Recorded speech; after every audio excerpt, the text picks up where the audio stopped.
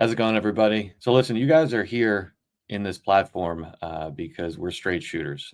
I'm a straight shooter, and I try to be as transparent with you guys as I can. I've shared my own troubles, my health journey, all the same problems that we're dealing with, right? At the end of the day, we're all just regular people trying to figure this stuff out. As you guys know, I never planned on having a platform. It wasn't a goal of mine or something I even set out to do. It just happened, right? And since I have this platform, I want to use it for something that's good. Now, listen, I know you guys aren't stupid. You know that when I'm talking about things and recommending them, that there is a possibility that I will benefit from it as well. That's why I'm so cautious about presenting anything to you guys. I will only talk to you about things that I use and that over the next few weeks, you're going to see me start to talk about something new. You're going to hear me talk about it more frequently. And I hope it's something that you'll at least take a look at and consider. You know, I found something. It's more of a cause, a mission, if you will, something that fits in very well with what we do here and what all of us are interested in. Now, I'd ask that all of you please be open. This is different. There's a lot of bad stuff happening in the world, and we're all learning more and more about how the elites control everything that we do. Now, let's not kid ourselves. We're the ones funding it. The situation we face right now with the large companies in this country is killing us. And it's time that we made a switch. Every time we use a product or service that is owned by one of these big national conglomerates, we are contributing to our own demise. And we need to change that. Now, I know most of you here are very wide awake, so you've already seen this chart here. These are the 12 companies that control almost everything you buy in consumer goods. Why are we funding them? Why do we keep doing it?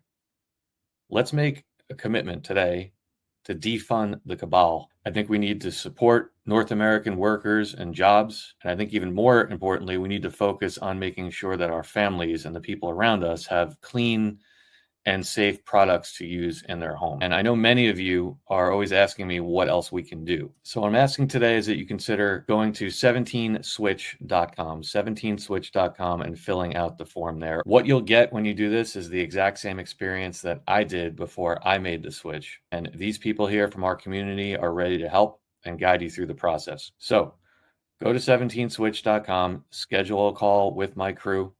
You can use the link below, the QR code here. There's a link in the description of this video if you're watching this on Rumble, and learn how you can do something that can benefit you, your family, the people around you, and the country. Thank you.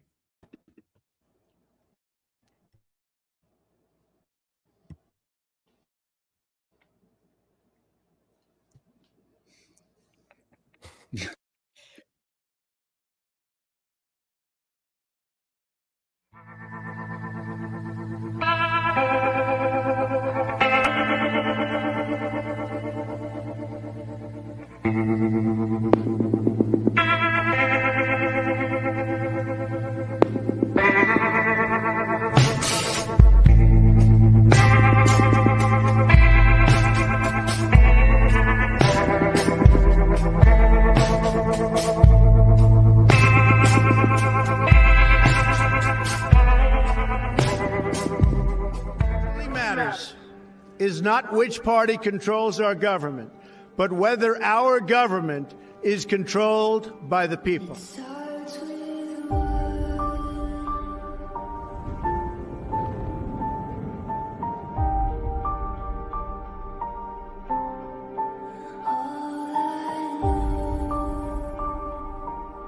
For too long, a small group in our nation's capital has reaped the rewards of government, while the people have borne the cost. The establishment protected itself, but not the citizens of our country. That all changes, starting right here and right now.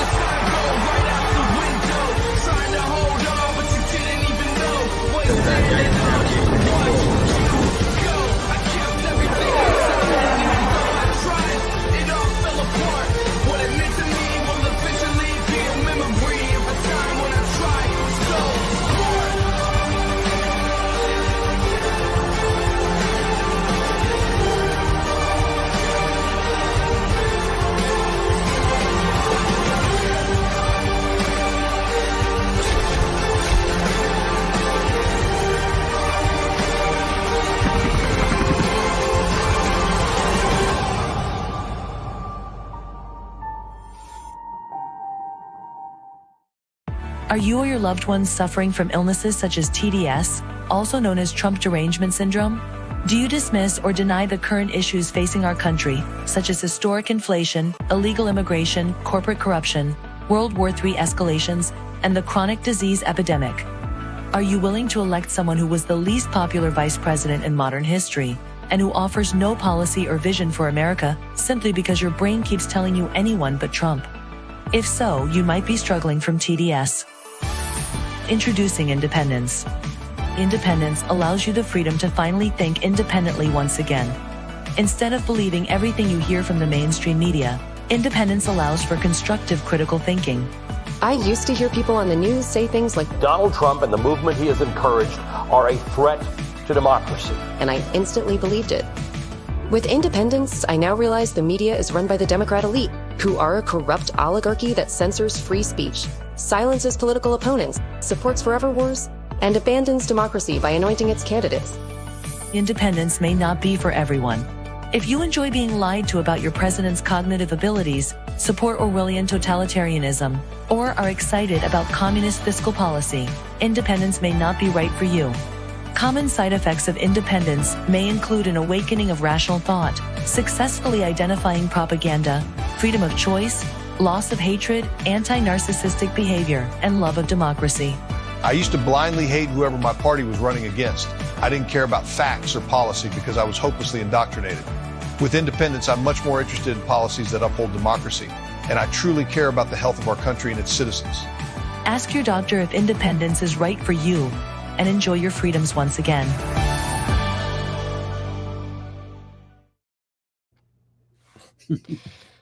Man, could I have screwed up that opening sequence any more than I did? It was good. What's going on, everybody? Leave it on stream. It's Friday, August 30th, 2024. Welcome back to Channel 17 and this Friday night roundtable with my good friends Mark and Patriot Underground. Gentlemen, how you both doing tonight? So far, so Mark, good. you first, brother. I'm doing wonderful. Yeah, age before. I was going to say age before beauty, but if you're going to wait too long, I was just going to talk right over you.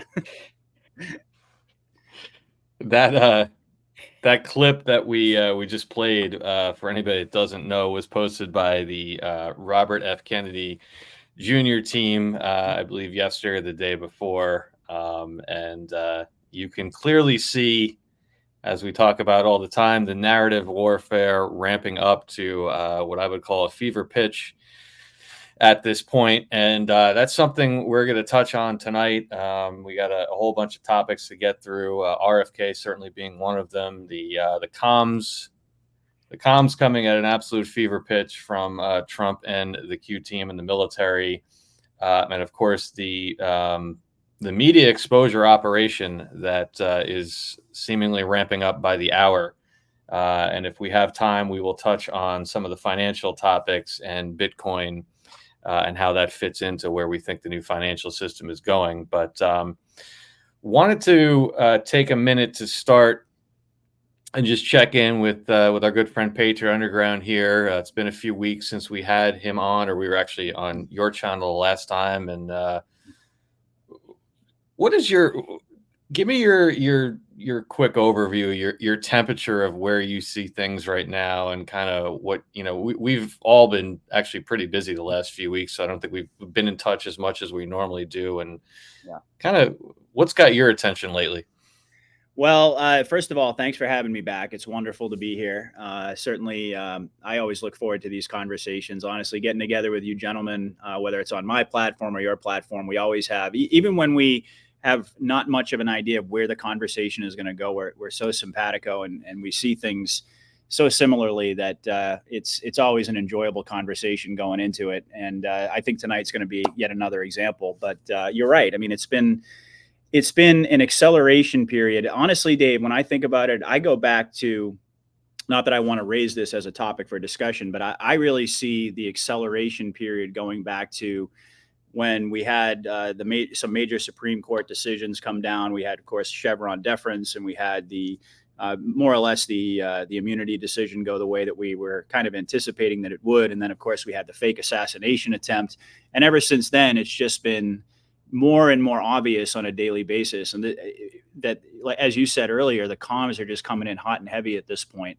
And it's gotten to the level where, honestly, if you have eyes to see, and you've been studying the Q drops and the Q operation, as we all have, it's like, it's almost as if the white hats are doubling, tripling, quadrupling down on a daily basis, literally, to make sure that everybody out there who is in some way, shape, or form clued into this operation can see that all the pieces are coming together exactly the way that maybe not exactly the way we had anticipated, but in terms of the overall paradigm of the operation, exactly, in essence, how we thought it was going to go. Now, I've been talking a long time about the upcoming election.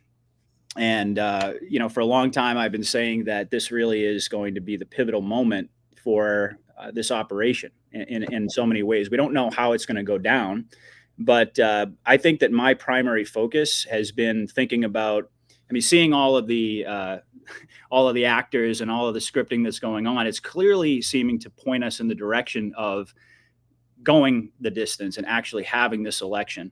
And so I've been thinking a lot about the different possibilities of how that's going to go down, because quite frankly, there's a million different stories, there's a million different comms, there's all these new different developments that happen. But I think that all of us are really waiting for that moment.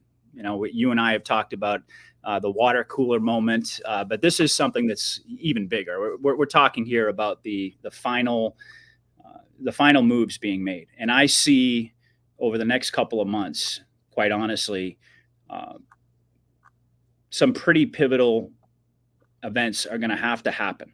And when I say they're going to have to happen, I honestly believe that this movement is not going to survive in its current form if we have another stolen election. Like, if we have another redo of 2020 and we don't see immediate military action, immediate military response, I think at that point, we're clearly, we could be at the precipice of destruction moment at that stage. But the American people aren't going to sit on their hands for to watch this whole thing develop over several months. I think that the military is going to have to act very, very quickly.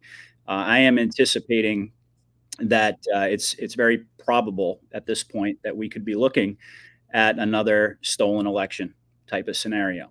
That seems to be the way that all of the pieces are coming together. And, we've got the least popular presidential candidate or vice president in history. And we've got the least logical choice for her VP. We've got her literally dropping 17s now in her interviews. And it just seems so clear to me that the White Hats are scripting this, not so that Kamala will be pulled out of the race. It's still possible. I had anticipated maybe that we might see, some sort of a switcheroo where Hillary comes back into the picture. Or there's lots of different possibilities here, but it definitely seems as if we're going to be looking at Kamala and Trump, and we're already seeing Fox News put out polls saying that Kamala is polling ahead of Trump. And, so when you look at all of this stuff, while we don't have the script, there's only so many ways that this could go down. And it's a bit of a mind trip for me, to be honest with you, because my entire podcasting journey, I've been anticipating that we were going to have some sort of a major interruption, some sort of event that was going to happen prior to our election, that was going to force the military's hand, even going back to 2022. And this entire time, I've been thinking to myself, even after we got past the midterms, I've been thinking, okay, well, there's got to be some sort of an event that happens prior to the next election. I genuinely did not believe that we were going to go the distance, but it definitely seems as if that's the case. Obviously, something could happen while we're on the air tonight. Something could happen tomorrow that's completely unexpected. But it seems to make logical sense that in order to wake everybody up, in order to have the people see, just like you told us, you can't tell people, you have to put them through it, you have to show them. And Dave, you've been talking a lot about this, really, for a while now, but certainly recently, that, this is exactly how you do that. This is exactly how you would implement this sort of situation to wake people up and to get people to realize the things that they couldn't see 4 years ago or 8 years ago, for however long we've been awake and we've been noticing these things. And now when something happens, it goes viral within 5 minutes. The world is just so much more awake than it's ever been. And so I think that is a real possibility here. We could see some sort of a redo of 2020 with the election being stolen, only this time kind of similar. I see it very similarly to what Mike King laid out on your show, talking about basically how it would be a redo of 2020, except this time we wouldn't see all of the criminality happening behind the scenes. In other words, like the stonewalling of the investigations, and we would actually see the military step forward in a situation like that. I got to be honest with you that it's a scary prospect, and I know that a lot of people don't want to hear about another stolen election. I certainly am not anticipating it being an enjoyable process having to go through it, because there's always going to be that question as we're going through it, what's going to happen. And it's a frightening prospect, because if certain things don't happen, then it's logical to me. It seems logical to me that the American people at a certain point are going to start to have the desire to take matters into their own hands and so on and so forth. So I think we're getting really right into that critical phase right now. Everything that's happening to me seems to be pointing in the direction of basically what I just laid out. I think that that's very likely to be the scenario, and that's been my main focal point. But having said all that, it's not as if I'm nervous or upset. I'm actually in a really good place, because I do believe that even if we have another contested election and there's all of these different theatrics that go on, that after everything that we've been through over the past 4 years, that's really been designed to wake people up. It's been designed to raise the consciousness rather of humanity. I think that it's pretty obvious that this is the direction that the White Hats have been leading us this entire time. So that's been my primary focal point. I mean, certainly RFK stepping in to Team Trump was something I had anticipated right from the beginning when he put his name out there and he started to run for president. It was like my immediate thought was, oh yeah, this guy is definitely read in. He's definitely a part of the plan. So it's nice to see that coming. That piece coming to fruition. And of course, we've now got Tulsi Gabbard. We've probably got other quote unquote Democrats who are going to step forward into the Trump camp. So it gets more and more ridiculous. The script gets more and more ridiculous. But to me, that's an indication. That's just like underscoring what we believe this entire time. As it gets more and more obvious, it gets clearer that we've been right this entire time. We just don't know exactly what the sequencing is going to be. We don't know what the triggers are going to be, what the specific events that are going to take place are going to look like. But one thing is for sure, that we certainly cannot go through another 4 years of a stolen election and, people being told to trust the plan and all these types of things. I mean, there is a stage, as much as I am a Q loyalist, and you guys know that, I've been very honest right from the beginning, which is, there's two sides to every coin, and you can only push people so far before things start to move, let's just say, in a different direction. So I'm kind of like, I'm feeling that sort of anxiety, I guess you could say, as we're getting closer to the election and all of these events. But at the same time, I'm feeling a sense of excitement and exhilaration. It's kind of hard to describe, but I don't know how you guys are feeling, but that's, I think, probably the best way to describe what I've been focusing on, and, sort of my emotional state at this stage, where we're at the very end, guys, and who knew it was gonna get dragged out this long, in eight years. Certainly there are Q drops that indicated that, but so many of us didn't want to believe that it was going to go the full distance, and it appears to. But thank God we're getting into this final phase now, and I'm absolutely thrilled, because I have to tell you guys, I'm pretty exhausted overall from following all the news over the years, and it's super exciting to just feel like we're finally getting to the end game. But at the same time, precipice means that you're looking over that edge into the abyss, and it's a frightening experience. And now we're seeing, and I don't want to ramble on and on and on, but we're seeing like Venezuelan gangs taking over, suburbs supposedly in Aurora, and all of these things that were the narratives are just getting more and more amplified. So yeah, I think without going into a whole other line of thinking there, I'll probably just leave it at that and just say, yeah, I mean, I think we're in the final phases here, and it's pretty exciting. Mark, anything you want to add to that? No, I mean, I agree with pretty much so everything that you just said. Maybe it's the eternal optimist in me, the guy with the glass half full. I don't think with what's been going on with what I've been watching that we're going to relive 2020.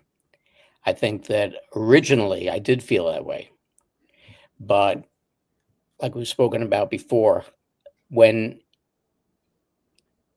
we were waiting for them to start putting information out publicly, they finally started, and it was a slow drip.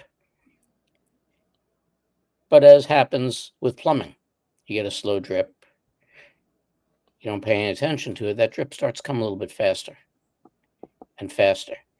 And now we don't have a wide open faucet or a wide open fire hydrant. We got running water. And having that running water kind of leads me to believe we're more than peering over the precipice into the abyss. We kind of, got at least half a foot over the edge there and looking and getting ready to take that step in. I kind of, my opinion, I don't feel that we're going to November. I did before, but with how much they have ramped up public information through the media and everything else, more and more information is getting out there, and it's coming at a much faster pace. And because of that, I really think that we're really, really on the precipice of this thing. And, I hope so. I think that people have to understand when it happens, there's still going to be a lot of people hurt. A lot of people who are not the least bit awake and may never be awake. And we have to be awake enough for everybody else, because facts being what they are, people are going to need help. I think there are going to be a lot of severely injured people out there that may take their own lives. And I would not like to see that happen. So we need to step up the game and, be there for people, et cetera, et cetera. But I think that we're close. My opinion. I really think we're close. I hope you're right, my friend. I mean, I agree that we're close. Absolutely. Go ahead, Dave. But no, you actually just took the words right out of my mouth, Patriot. I hope you're right, but since we're all going on the record here, I'll continue to throw myself under the bus like I have for the last, month or so. I don't want it to, but I have to look at I wouldn't be doing my job if I didn't look at this logically, right? Here's the way I look at it. Yeah, despite all the things that we're seeing, where is the justification to bring in the military right now? Exactly. Where's the justification to call off elections? Where's the justification to have a contingent election? Where's the justification to reveal the fraud about 2020? I mean, I could keep going, but unfortunately, we have I echo what Patriot just said. I hope Mark's right. And I don't want it to go this way. But, we have a long way to go where we sit right now on August, whatever it is, 30th, to get from where we are to justifying some kind of event that would warrant a disruption in the financial system, the communication system, the government, or some combination thereof, everything.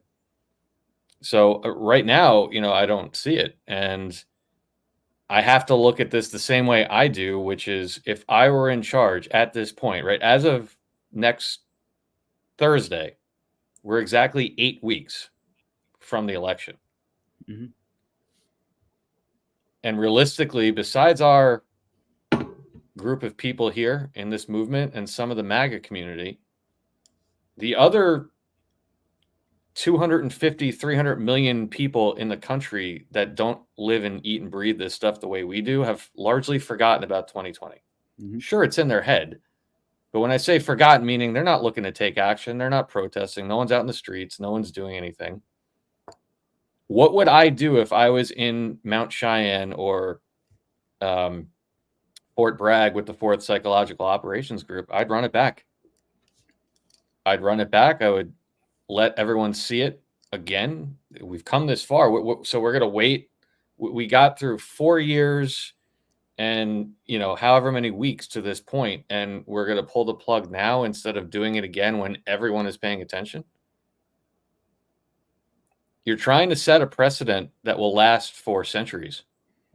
You're trying to create a moment and sound clips and sound bites and videos that will be run over and over and over again for our kids and our grandkids and their grandkids and everything else.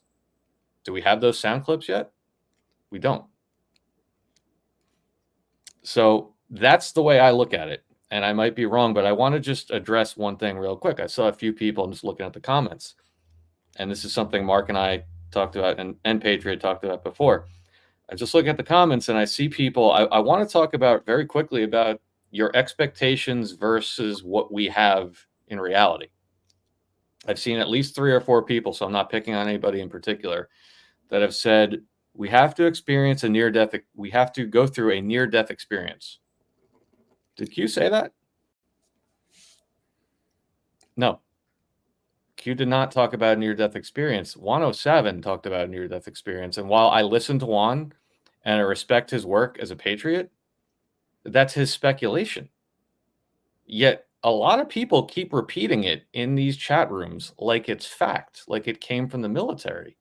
It didn't. Now, strategically, we could go through all the reasons why we pretty much are living through a near-death experience, but the words we repeat to people that come from, where did they come from? Where do we get some of these things? I see a lot of people very often repeating the 34 satanic sites that have to come down. They have to be taken down first, right? No, Q never said that. Q never talked about 34 satanic sites being destroyed. Excuse me. So when we talk about this stuff, I just want to caution people on, delineating what they've heard from truthers. And I'm not knocking the truthers, because I believe every one of these people, for the most part, are doing exactly what we're trying to do, which is give their speculation and their educated guess as to where we're going and what's going to happen. But you have to, when you listen to somebody like that, you have to distinguish between what they're saying is opinion, or maybe an educated opinion, versus what we can actually plant our flag on and say is true. Mm-hmm. Now, the last piece of this, and again, I'm sorry if I'm, upsetting people. It is what it is. I'm not here for a popularity contest. That's just how I look at it. Now, let's talk about the election for a minute and a steal. What did Q tell us multiple times, but just in this one drop here? Q dropped 1664, July 1st, 2018. There will be no civil war. Do we trust our military? Do we trust the people that spent 40, 50, 60 years, depending on who you speak with, creating this operation? Do we trust the people that have kept us out of concentration camps, that installed Donald Trump as a president, that kept us from being all genocided during COVID? I do. So why would I think that if there was a stolen election in 8 weeks that there would be a civil war? That's a narrative.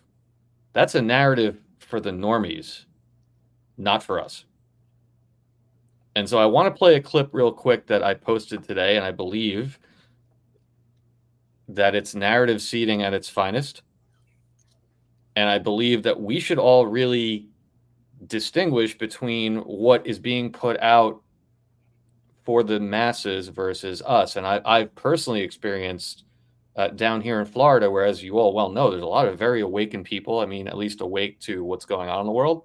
And that's their narrative. If they steal it again, that's it. I'm getting out. I'm doing something. If they steal it again, there's going to be a civil war. That's what they want the masses to think, not us. And I think they're putting it out there right now for just this reason. So this was just posted the other day on Sky News. And Sky News, as you know, is owned by the same company, I believe, if I'm correct, as Fox and the New York Post. the Rupert Murdoch network, which we've all seen has been one of the biggest narrative seeders for the white hat controlled media. And let's listen to what they say. We're going to be in trouble. Yeah, I think so. This is the last great hope. Yeah. And I think she will destroy it. Civil war, there'd be a revolution. You think that'd be if he's not in or if he is in? I guarantee if they steal it, there'd be a revolution. We the people own plenty of firearms. There's more gun owners than enlisted servicemen, and they are not going to go against patriots. I don't care what color camouflage comes after me. If you're going to try to put me in a detention camp or try to re-educate me, I'll kill you. I just think what you're saying about the potential for people taking arms and being violent, that's quite scary. This is the holy war in the United States. We're fighting for God by voting for Trump.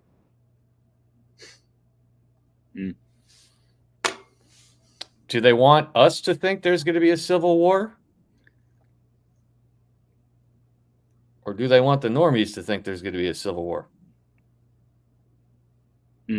I think it's the latter. No, I'd agree. Patriot, what do you think? I absolutely agree. And, going back to what you were saying a moment ago, just about, the Q drops and what Juan had said, because certainly I have heard him say that many times about a near-death experience.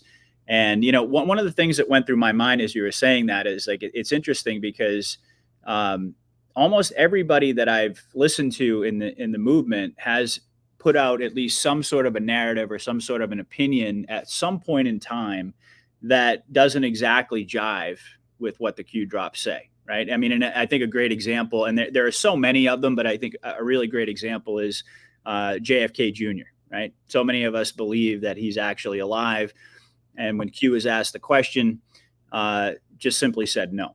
And there are other examples as well. And yet Q also told us disinformation is necessary and so forth. So on that front, I agree in essence that you're absolutely right, Dave. I mean, we have to, and I've gotten more and more disciplined with this as time has gone on, because when I first started podcasting and I was listening to all these different voices out there, really even before I started my own channel, I was kind of getting a sampling for all these different narratives that were out there. And many of them are, they make a lot of sense, that you follow the logic of the narrative, and it seems to make sense. But then when you cross-reference it with what the Q drop said, you're like, well, wait a second, that doesn't really jive. And the more time has gone on and the more I've been disciplined enough to look at my own analysis through that lens and remind myself that ultimately it was the drops that brought me here. And really, I agree with what Mark had said at one point, which is that the script of the movie, in essence, in some ways, the framework anyway, is the Q drops. So that's something I think that's very important. And certainly I've never believed that we were going to go in the direction of a civil war. That's been sort of I guess you could say, a pillar of my analysis now for pretty much the entire time I've been doing this. So I don't believe that we're going to go down that road. But when it's interesting, but when I hear that guy talk in the video and the things that he says, I'm thinking to myself, yep. I'm like kind of shaking my head, because there's the part of me that's the Q loyalist. But then there's also just the other part of me. It's just the ordinary American citizen that's looking at it through these different lenses. And I don't think it's wrong necessarily to explore both of those.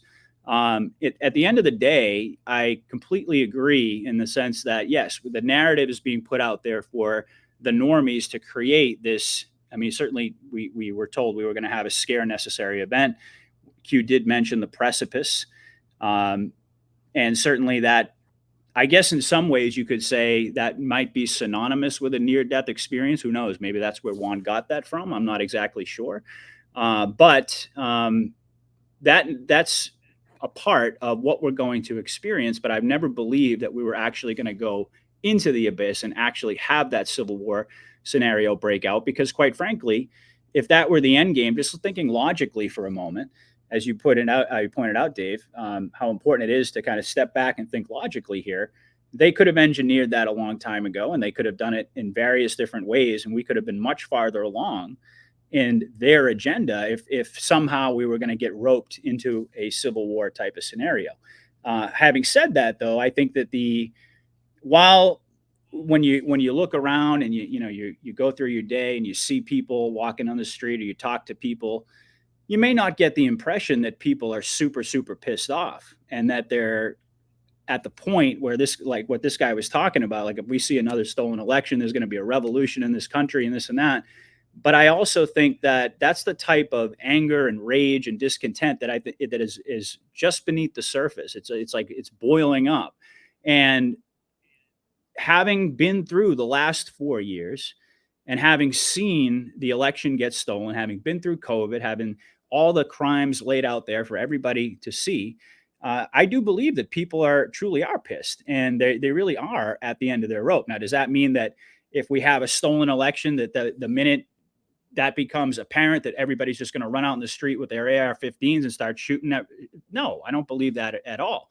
But what I'm saying is that this time, I certainly don't believe that there's any possibility that the American people would sit on their hands for any length of time before organizing and taking that type of action. If the impression is that there's not going to be an investigation, there's not going to be any type of military intervention. I think if that starts to be the general perception of the public, that's where it kind of gets into dangerous ground, in dangerous territory. However, I do trust, I mean, to answer your question, do I trust our military? Yes, absolutely.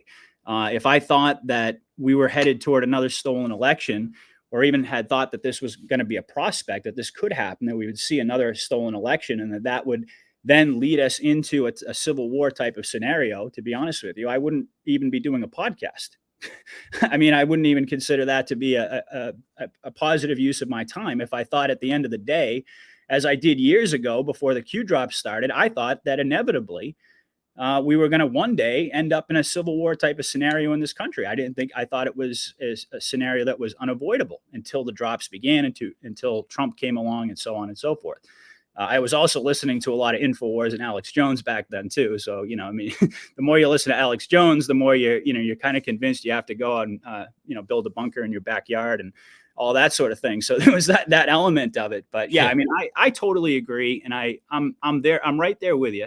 And my faith isn't, and that's the thing that I always have to convey to folks, is that I explore both sides, and I'm not afraid to do that. It doesn't change what I ultimately believe, what I ultimately think is going to happen, what I stand for. But I also, I always temper my analysis by saying, look, there does come a point where you can only push people. And I think this is fairly obvious, that you can only push the human consciousness, the psyche. You can only wage psychological war against people and have them literally living through an inversion of reality, reverse psyop type of scenario before they just kind of snap. And God only knows what could happen under those circumstances. And if we're being honest, everybody out there in the audience, I would venture to say, or at least most people out there in the audience, have had their moments along the way where we've questioned things. And, the three of us have been very open and honest about that. We've had conversations both on and off the air. And that's not to suggest that, Patriots losing faith. No, as a matter of fact, I mean, I'm super excited. But at the same time, I think that sense of like gnawing, almost like that gnawing anxiety of like, okay, here we go. We're finally getting to this point. And if we get past this point and things don't go a certain way, then, which I don't think is going to happen, then, that part of it has always been, something that's frightened me, quite honestly. Because I do think that this country is a powder keg. And honestly, if we've seen scenarios, and I know you and I, Dave, have talked about this before, where, you've kind of said, well, I think people just need to get more pissed off. I don't think people are angry enough and this and that. And, when we've had these discussions about, what are people really going to do if they steal another election? And I get your point, and I actually, I tend to agree. However, I also think that there's a possibility, just like with anything else, like the world can change in an instant. And all it could take is a certain series of triggers that could push people over the edge. And what I'm concerned about is not so much, like I said, people running out into the streets with their guns and causing all this chaos. What concerns me more is the basic principle, I guess you could say, that I think I'm more worried about people losing faith. And I'm more worried about people just kind of like, we're getting to this point, and, we're seeing more and more folks out there who have, it's amazing. The closer we get to the climax, the more people we're seeing kind of fall off in a lot of ways too. So I guess that's the part that, I'm conscious of. It's something that I'm aware of, but I don't believe at the end of the day that we're headed toward a civil war scenario. It's just it doesn't seem. I've never been able to to rationalize that logic, because we would have been there already. So that's more or less how I look at it, and I do agree with you in principle that I trust the military. I do believe that this is the direction we're going to go toward a, let's just say at the very least, a contested election. But we're going to have to see the circumstances unfold optically in a very different way very quickly in order, I think, for the movement to sustain itself through this whole process, because it is the storm. But again, let's not kid ourselves, and let's remind ourselves that what is our whole faith is based upon that faith in the military. Do we trust the military, was your question. The answer is yes, but at what point in time might that faith start to have some splinters in it if we don't see the military stepping in very optically, because this is a scenario that, quite frankly, up until recently, I hadn't considered all that much of us going to another stolen election. You go back to 2020, you think about all the things that happened, and you think to yourself, is this something that we could actually go through again? And honestly, for how long, right? How long would that be able to go on before we actually see the military step in optically? So that's kind of where I'm coming from, is that, look, if this is the direction that we're going to go, and it seems that way, then so be it. And I do trust the military, but I agree with what Mike King was saying, is that this time it's going to be a very different situation in the aftermath of it. That I think we've been saying all along, people have been saying, oh, we need to see something. We want to see more, something needs to happen. We want to see more proof, more evidence, and this and that. And if we have another stolen election, then that is going to be the foremost thing, I think, on everybody's mind, is where is the military? And how quickly is that situation going to get rectified if that's the direction that they go? Now, if Mark is correct and we don't make it to November, we actually have some sort of an event that prevents the election from moving forward, which is very possible as well. I mean, certainly there's a million different ways that this could go down. Then that's a different scenario. But again, the idea of another stolen election is in essence what I'm talking about here, is that if that happens, if that's the way that they're scripting it, the way I look at it is kind of like you do, Dave. A lot of the time you put yourself in the position of the white hats and saying, well, what would I do in this situation? Like if I was in Cheyenne Mountain and I was part of this team planning this whole thing, it would seem to me that if that's the direction that they go, that almost instantly we would have to see something very different optically than what we saw in 2020, is my point. Well, and your point actually just lends itself right to what I was saying before and what I was going to get to, because Dave is right. There's a bunch of things that need to happen before we can, the military could step in and take care of things. But there are a whole bunch of things that can happen in the blink of an eye.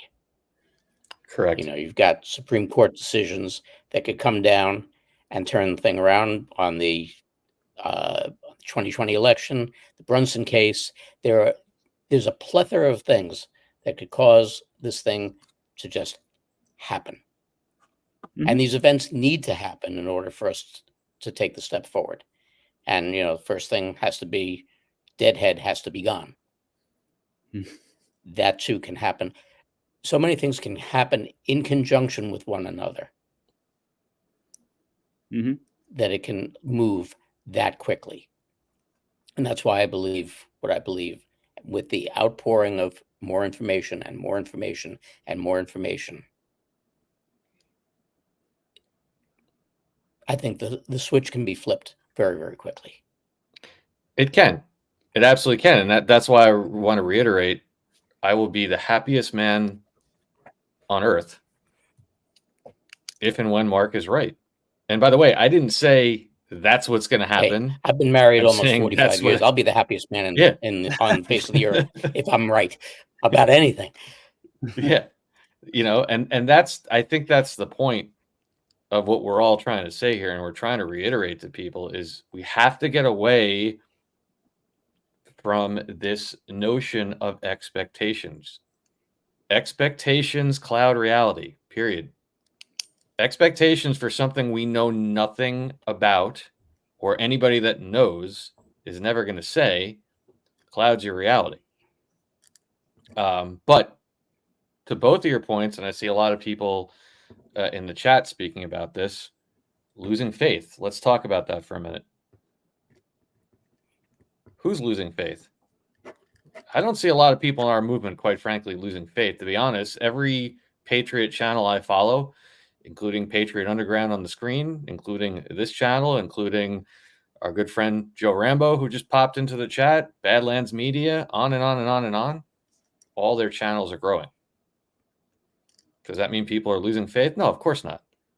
Is the public losing faith? Yeah, we want the public to lose faith. That's part of the PSYOP. They're supposed to lose faith. They're supposed to lose faith in their court system, their justice system, their military even. We just had a headline the other day that the Navy had to sideline 17 ships because they can't recruit enough people. That's where we have to separate us versus the masses, because when you're watching a fifth generation counter PSYOP, and you know what's going on and they don't, there's a completely different set of views that you have to look at, the different lens you have to look at things through. But let's talk about losing faith. So I was thinking about this earlier today. I was out for a walk and I was saying, you know, it's interesting that we all have our different roles in this. I think, you know, Mark is here. Mark brings just a level-headed analysis. He's got an incredible background in the media and understanding how that works. Patriot here in the middle, I think, is just personally one of the best analysts of what's going on that we have. As I just said, our good friend Joe Rambo is in the chat. He, to me, is one of the best at analyzing Trump's comms and bringing it up and getting things that we miss. And for some reason, I have this crazy eye for the number 17. It's crazy. It is. And I remember when it first started happening in 2021, and I've talked about this many times, I legitimately started questioning my own sanity. I'm like, wait a second. That by this point, we had established that Biden's not real and the fake and all the things we've seen. But I'm like, wait a second. I would watch Gutfeld at night just to get a little laugh. And his guests would be injecting the number 17 into their monologue, some of the comedians. And then you'd see, we obviously know Trump says it all the time, and then you'd start seeing it in the headlines. And it's a dead giveaway when they change headlines, known numbers, you know, something that's 19, they change it to 17. That's a dead giveaway. I'm like, what the hell is going on? And it's no secret, it's reached an absolute fever pitch in the last couple of weeks. I'm not going to sit here and go through all of them. That's why I have we have an X channel and a Telegram channel. Go on there and take a look at it. But that's why they do it. This is why they do it, because they hope that the discerning thinker, the level-headed and non-theological person is going to look at those messages and say, you know what, as much as I think if they steal the election, it's going to cause a civil war, there's that 17 in the headline. There's that 17 that Trump said. There's that 17 that friggin' Kamala said last night. To remind you that no matter how bad you think things are going to get, they got our back. Mm-hmm. That's how I look at it. And that is one of the reasons why I personally spend so much time posting that crap and probably annoying a lot of people in the process, because I believe that is the calling card. And somebody many years ago said, what is one of the ways we can remind people that we're still here? We're still watching. We still have it covered. What's the way to remind the digital army that we have their 6? Drop 17s in. So I'm just going to go through a couple just off the top of my head, and there's many more. I mean, we've seen just a few. Tim Walz, last week when he spoke at the DNC, his address lasted exactly 17 minutes. Fox News, when they came on, they said that was the most incontroversial 17 minutes. They echoed it. RFK, when he gave his press conference last week, among many other comms that he gave, he spoke about somebody perilously walking around in 117-degree heat. I mentioned the Navy the other day. Big headline put out that they don't have enough people because it's so woke, and they have to sideline 17 ships. Just today, the Military Times notes at least 17 National Guardsmen have died on the Texas border. The New York Times notes the death toll reaches 17 in Israel's West Bank. On and on and on. I'm going to play a real clip, a clip. This is just going back a day. Kamala Harris, in her interview yesterday, is traveling the country extensively. I mean, I'm here in Georgia. I think somebody told me 17 times since I've been vice president in Georgia alone. I believe it is important. 17 times since she's been vice president. Donald Trump just at 5:30 this afternoon. Story on page 17. Page 17. On and on and on. I posted the other day. I know many of you saw this, but I just want to bring it up because Patriot's here. We talk about the control of the media. Oh, excuse me. I missed one other one. Last night, how long did Kamala Harris talk during the interview? Of course, 17 minutes. Mm-hmm. And then I posted it. I talked about this with Mike King the other day, and many of you have seen it, but I think it's worth revisiting in case we don't believe that the military is in far more control of our media than most people might know. They even, in my opinion, have control of some of our shopping websites. Because here, this is all in the last week. The 17 best non-Amazon Labor Day weekend deals. The 17 best early Labor Day deals. Wired Magazine. CNET, the 17 best Labor Day sleep deals. CNN, shop these Labor Day clothing sales for the best 17 deals on wardrobe. Tom's Guide, Amazon slashes prices on Kindles, Echo Dots, Fire TVs, and more. 17 deals I'd shop. And Clever, the 17 best Labor Day furniture sales. And I could sit here and do this all night, but I think you guys are getting the idea by now. So I say this and I point it out because I think, I really want to get your guys' take on this. I think we have to sometimes look at what we think is going to happen, what our emotions let us think might happen if this goes the distance, if Trump were to get jailed, if, versus all the unbelievable, undeniable communications that the military is giving us, in my personal opinion, to flex their muscles and show just how much control they do have over this information flow. And, I think that's kind of a good transition of what we were going to talk about next, which is this media exposure op that I believe we're living in right now. We'll touch on that in a minute. I have some other clips we can show, but we've been speaking about this for a while now, and I agree with you, Patriot. I think it really ramped up back when we started getting the Chevron deference and those different decisions, which merged us into the debate, which was, of course, in June for the first time ever, and everything that's happened since. Mm-hmm. And I think it's very clear at this point that, thank you, Shogun. I have a 17 jersey, believe it or not, back in New York. We'll break that out at some point. But I think it's very clear that they're flexing their muscles. Not only the 17s are there to show us what's going on, but I do believe that they are clearly taking what Patriot said, the worst possible candidate they ever could, the worst possible VP they ever could, and they're using their control of the media to naturally show people just how absurd they are so that they fall on their own sword, so that each normie, like Q tells us, you can't tell them, you have to show them, so that they reach the conclusion on their own that the media is lying to them. The rigged polls, the fawning over Kamala, on and on and on. But I think it's that kind of stuff that I hang my hat on to say to myself, as much as I don't want this to go to November or whatever it might be, but I have to keep going back to that and say, and it's not slowing down. It's getting more and more and more and more. It's hard to even keep up with this point. So, Patriot, What is your take on this? We speak so much about the media and so much about the control. And I think out of all the things we don't know, the financial system, the election, the underground tunnels, the wag the dog over in the Middle East, so many things that we don't necessarily know for a fact. The media control to me is getting to the point where it's undeniable.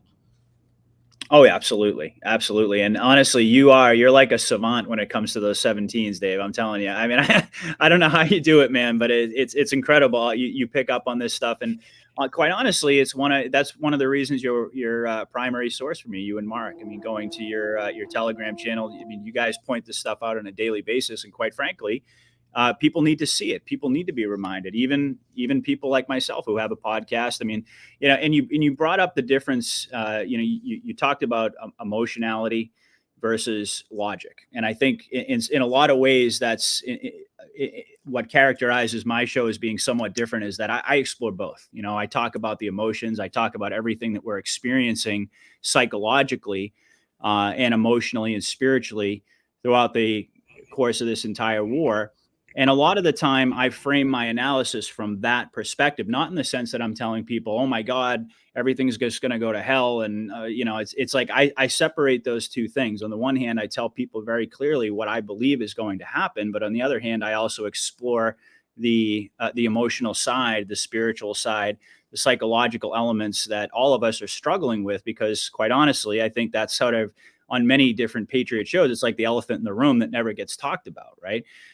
So it's like, yeah, I mean, absolutely. I'm 100% on board, and I completely am aligned with your analysis and your perspective on this, that yes, the military is demonstrating to us literally multiple times a day at this point, to the point where it's almost ridiculous. All of these 17s and all of these comms and all of these over the top developments that are happening to prove to us that they're actually there, and they, like you said, that they've got our six, and we're not going to go headlong into that abyss. So I completely agree. I just want to make that clear to folks, is that I'm not suggesting that there's really any doubt in my mind about the ultimate direction that we're going, because I think that that's in essence what this whole process is about. It's like we're in many ways, we have our emotions pitted against our logic on a daily basis because of this psychological war that we're going through, right? There we see things that trigger us. And I'll be honest with folks, and I've been honest the entire time, I'm a very emotional person. And when I watch these things, even with a trained eye, I sometimes still have to find myself, give myself a little time to process it and to not allow myself to get too emotional and to have it trigger me, because I've learned through experience. And of course, Q has pointed out to all of us that emotions cloud logic and reason. And we've talked certainly in the context of the quote unquote assassination attempt, which was a very emotional event. I mean, we've been talking about logical thinking ever since that event happened, and we've been kind of breaking it down. And so that's, I think, where I have my own sort of personal litmus test, where, a major event like that happens and it's a very emotional moment, but at the same time, you can see through it. And you can see exactly what the white hats are doing. And you're absolutely right. I mean, we've been saying all along that this pantomime, this movie, this theater, this script isn't really for us. We're supposed to be able, as Dave, you pointed out, we're supposed to be able to see through it and all of those types of things. And I do believe that we do. But we also, I think that the military control is something that, like right now, we're all looking at it and we see all of these comms. We see very clearly that the military seems to be in control of all the information that's being dispensed to all of us. But we haven't gotten to that ultimate jump off point, which I see as being the election. And, Mark had said that, anything can happen at any moment, which I totally agree with. And I would take it a step farther, saying that like any event could happen, but it could also have a whole bunch of unanticipated consequences in terms of how people are going to react to it. You never really know, in essence, how folks are going to react when a situation goes down. So at the end of the day, I have full faith in our military. That's what's brought all of us to this point. That's what we continue to hang our hat on. I use that phrase all the time. So, I mean, I'm right there with you. But as far as the military being in control of the mainstream media, I mean, it just couldn't get more obvious. You listed a whole bunch of different examples, but, we've got RFK out there who's just red pilling people on every single front. We've got so many things happening in the mainstream media where it's very obvious that what the white hats are doing is that they're using the MSM to get whatever message it is that they want to get infused into the narrative, into the public consciousness. But at the same time, they're also doing it in a way where they're peppering in all of the gaslighting and the dishonesty and the deception that we've come to see as being synonymous with mainstream media at the same time. It's this weird dynamic, right? So it's like they're telling the truth, but at the same time, they're also lying, and they're also, they're putting out deceptive headlines that go along with it. So almost as if they're using the mainstream media to put the narrative out, but they're giving them enough rope to hang themselves at the same time. That's the kind of the way that I see it, because at the end of the day, it's pretty clear that they decided that instead of just going in there and kicking in the door and doing a hostile takeover overtly and taking down the mainstream media like we all wanted, they thought very wisely, they came to the conclusion that it would be a much better idea to do that covertly, to take down the mainstream media using Trump's executive orders, all those things that we've talked about, to be able to wield it as a tool. It's kind of like a double-edged sword, though. So they can destroy themselves, but they can also red pill the public at the same time. And quite frankly, I never imagined, it's a very sophisticated operation that they're running with the mainstream media. And I never really anticipated that it was going to go that way. I thought that, at different points in the journey, I thought it was going to be a lot different. As a matter of fact, I kept saying early on that until we see the mainstream media taken down, nothing is going to change. But it turned out that I was quite wrong about that, because a lot of things have changed, and it's because of the way that the mainstream media is being forced to operate at this point by the white hat. So it's absolutely brilliant. And, I'm just completely convinced at this point in time that pretty much all of the information that we're being subjected to is being put out in some way, shape, or form, scripted by the white hats, and it for a very specific purpose. So, yeah, I mean, I completely agree with you on that front. Absolutely. I just want to inject a couple of things. I want to get Mark's take on this, of course, because he is Mr. Fake News himself.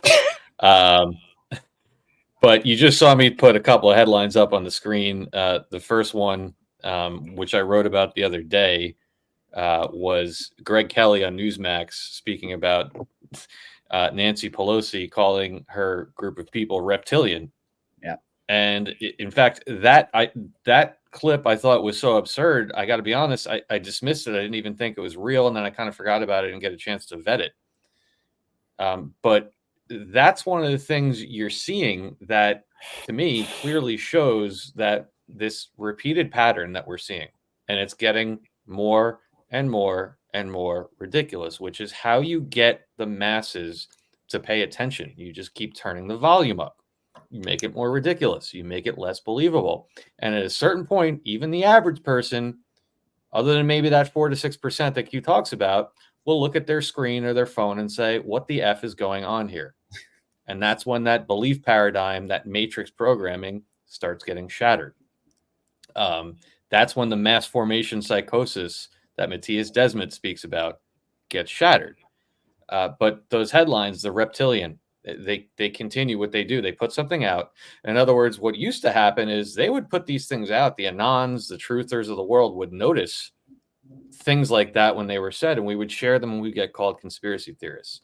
But now you can clearly see that somebody's got control of the puppet strings on all fronts.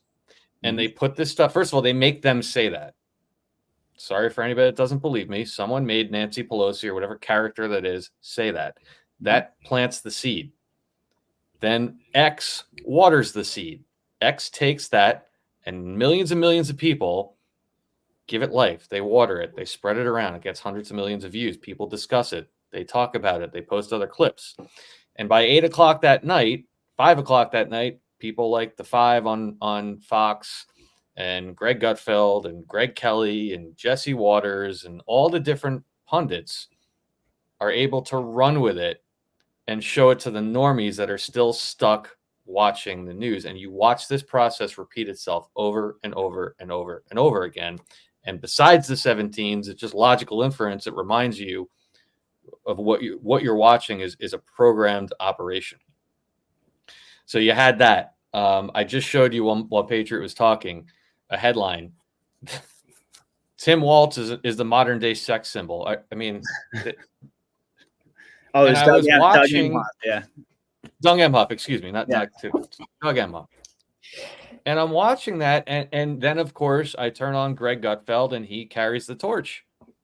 He says, "You realize this actually went through like 3 editors and a senior editor. How did this get on the screen?" You know, playing dumb. Obviously, Greg knows what's going on. That's the question everybody should ask themselves. In other words, if you ran a newspaper, unless you were part of that 4 to 6%, are you going to put up a headline that is so ridiculous that every halfway non-brain dead person in the world is going to say, "What the F are you talking about?" They're letting the media destroy itself in front of everybody. Let's listen to Governor Pritzker from Illinois on CNN talking about Donald Trump. This is a guy, Donald Trump, who sits around all day watching Fox News and doesn't actually do much. He hasn't done many of these events, you know, these major addresses over the course of his campaign. And it's only now that it appears that he's either even or behind. He doesn't do many major events, and it's only now that he's even or behind that he start. I mean, you know, listen, I know the media is absurd. I know we've seen a lot of crazy stuff over the last 8 years, but why the hell would CNN and Governor Pritzker literally put a beach ball on a tee for every truther in the world to just obliterate them with that clip for the next how many weeks? That's good. Because we have control. I'll give you one more example before I toss to Mark, and this is the third aspect of what I think is going on, which is the predictive programming. And we highlight this all the time, too. Let's look at this headline from last week, August 23rd. Why Ronda Rousey apologized 11 years after sharing a Sandy Hook conspiracy theory. Now, for those people that don't know who Ronda Rousey is probably the most famous female UFC mixed martial arts fighter in history, or one of them.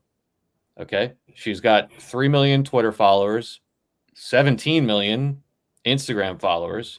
However, she retired about, I think, 5 years ago, somewhere around there. Her prime was in 2015, 2016. Now, we know how this works. If somebody is a famous star, and by the way, it says in the article here, she shared this video in 2013. In case my math is off, I believe that's 11 years ago. Why the hell is she apologizing now for something that happened 11 years ago? Why wasn't she canceled, destroyed, fired years ago? Why is it coming into the public consciousness now? For the same reason the Alex Jones part of it did. Narrative seeding. You put this story out, and what does it do? It gets millions and millions of people online, in person, whatever, to discuss Sandy Hook after all of us lunatics have spent the last however many years talking about how it wasn't real. This is media control right here. This is narrative seeding. So, you know, you have it coming in my opinion, on all fronts, but, you have to just use your logic and say, why on earth is this person who's retired, who realistically doesn't really have anything to lose anymore? She's made all her money. Is that how it works? Do they make people apologize years after they retire, or do they make them apologize at the pinnacle of their career when they have the most money and control, most money and influence to lose? Yet we're seeing Sandy Hook over and over and over again come back in. So I think this is all about really 3 things. Number 1, making the media fall on their own sword. Number 2, in the process, making the people that watch it question what the hell they're looking at by making it so ridiculously absurd. And then number 3, laying a lot of predictive programming for these different events. And I could get into 9/11 stuff. We've seen so much, but things like this coming out so that it allows the population, which over the last few years has been ripped away from the mainstream, pushed over to podcasts, pushed over to social media, let them discuss it and get more and more people to wake up. Mark, I want to toss to you. What do you think about that? I don't know. I don't know too much about TV and broadcasting and stuff like that.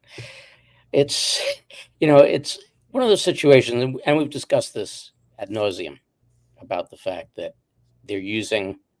white hats are now using the cabal's own game against them. And when you sit and you watch the stuff that the mainstream media is putting out, and it's all of them. It's TV, it's radio, it's the papers. You get a lot of information from movies that come out, et cetera, et cetera. So all these things are out there, and they're out there for a reason. And the more and more that they do it, and it goes back to what I was talking about before with, now we have running water. It's not just a drip, drip, drip of information. And when you think about the fact that the purpose of all of this is to try and wake up the normies and wake up the general population. Now, no offense to anybody out there, I've been through this, I've said this a million and one times, we're not talking about the New Yorkers or the Los Angelians out there who, for the most part, may never wake up. But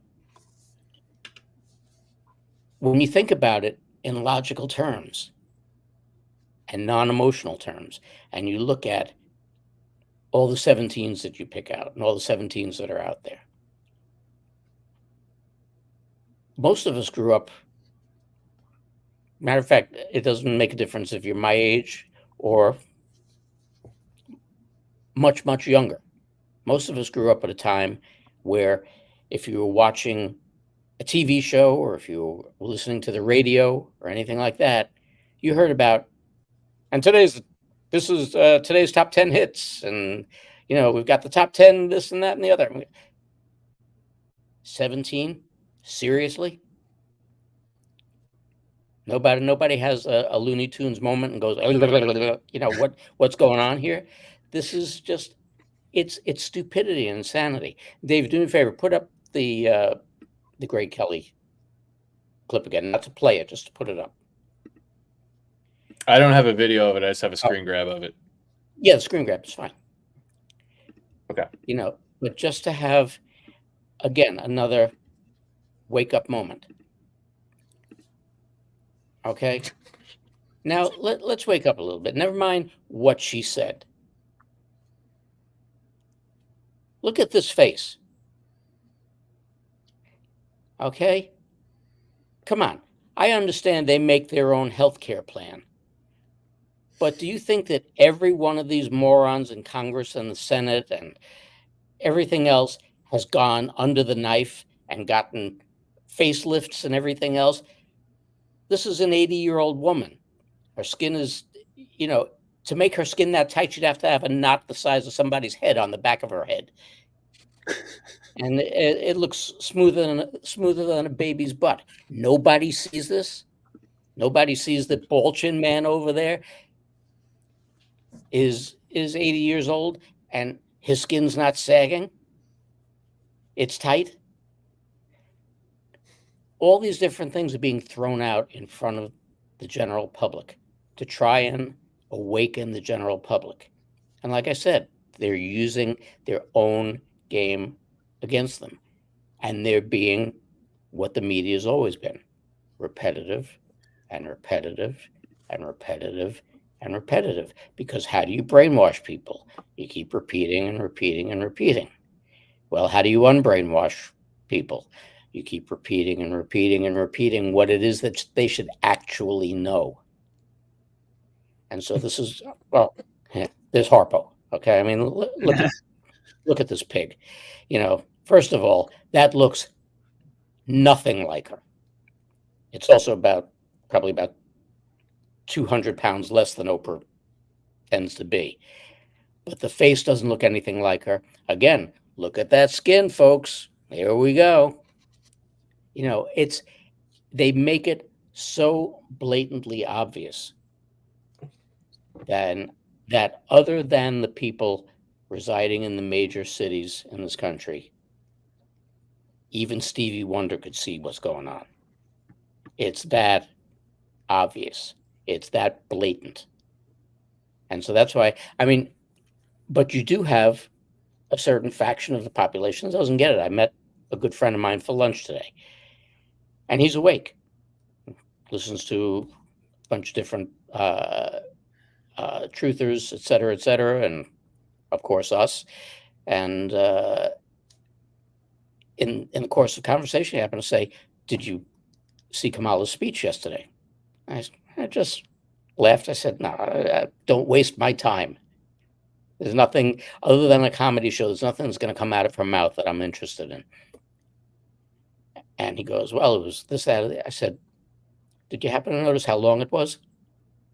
He goes, "I think it was 18 minutes or so." I said, "Go back and check it.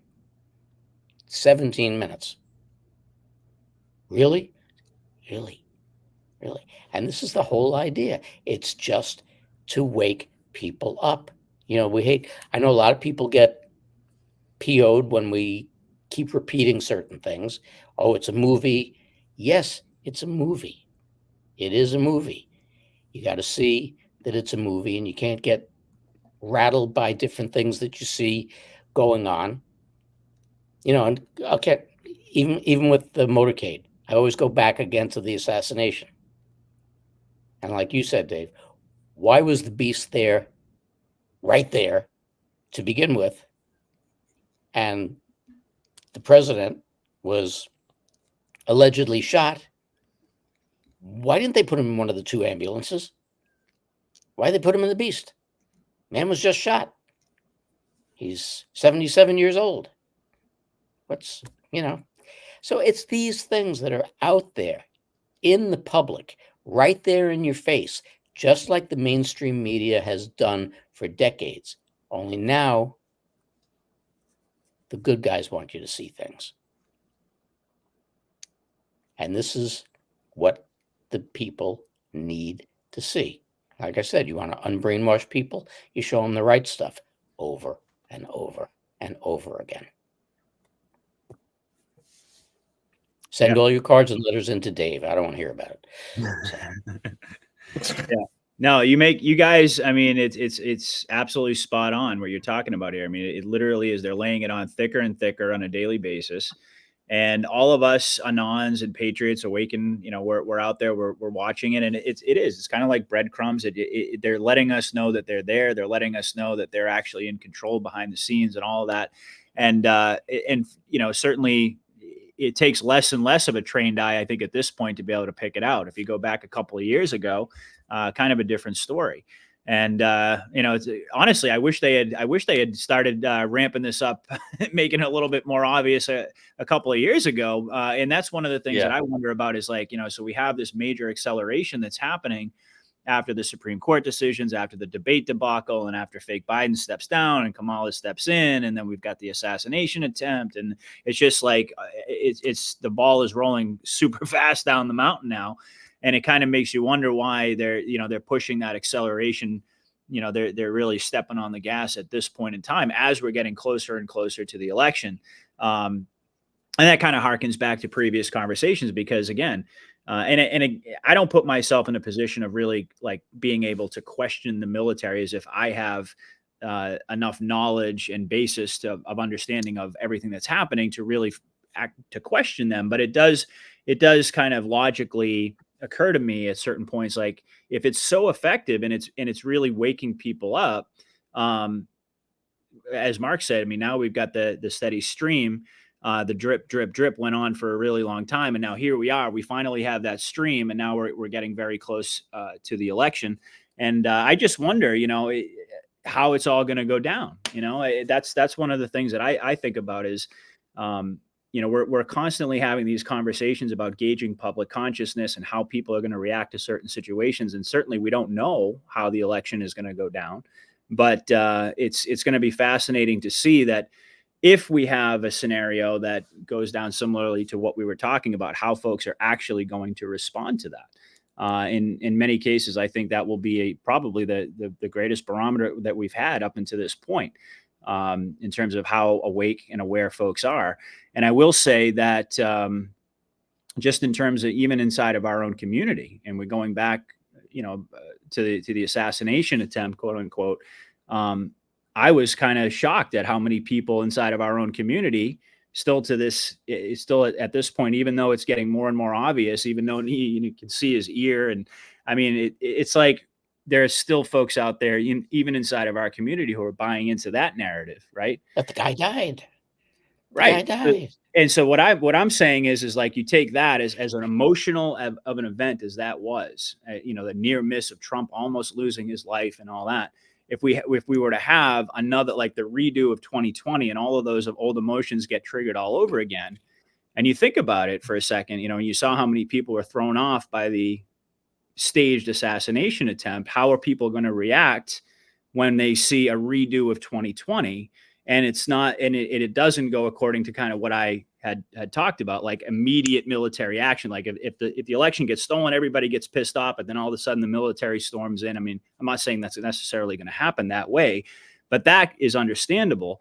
But to kind of allow that situation to just sort of marinate in the consciousness of the American people, I think is a very dangerous situation at this point, because again, even people inside of our own community who are awake, it's very easy for us to get sucked into the emotionality of an event, right? We saw that was proven to us not that long ago. So that's one of the things that I question moving forward, because none of us have the script. We don't know how it's going to go. It could be, as Mark described, it could be, as similar to, what I was talking about in terms of the stolen election. I think Dave and I are sort of on the same page. It looks as if that's going to be the way it goes. And I don't mean to pull the conversation back. I'm just trying to sort of connect the two elements of our conversation, and why I kind of question that, because again, we see a lot of evidence, obviously, that people are awake. And one of the great markers, as Dave indicated, was the fact that channels like your channel certainly is growing by leaps and bounds. My channel continuing to grow, and the popularity of folks out there who are the Q loyalists like Mike King and Derek Johnson and so forth. So that's a very strong indication that there's a super large contingent of awakened people out there. But there's also, even within our own community, people who get very easily triggered and revert back to the old way of thinking, let's just call it, when a major event happens. And these are people that have been exposed to the truth and have digested certain large portions of the truth, and yet haven't been able to kind of make that hurdle. And so I think to myself, all right, well, we're only like a couple months away from the election now. And if it goes down in that way, such a major event that's going to trigger all of these old emotions from 2020 and early and really earlier elections as well, for people who have actually known what's been going on, but certainly 2020, what's that going to look like? How's that going to play out in the narrative space, and really what reactions are people going to have? I mean, are people just going to get pissed off online and rant and rave online, or what could be the potential outcome is something that I'm very curious about. But I ultimately believe, though, at the same time, that one way or another, I don't really see us getting past the inauguration. And I know I've taken us back into the election. I apologize, but I don't really see us getting past the inauguration point, because there's a difference between who gets elected and who actually gets inaugurated. So, the inauguration point, like we were to see even the optics of Kamala Harris becoming the president of the United States. I'm curious to hear the perspective of you guys. I respect you so much. How do you think that plays out, both within our community and, of course, also within the public as a whole, given what we've seen in recent weeks and months? I'm laughing because it, and by the way, I just want to say I love this. I absolutely love this. I love listening to both of you guys talk.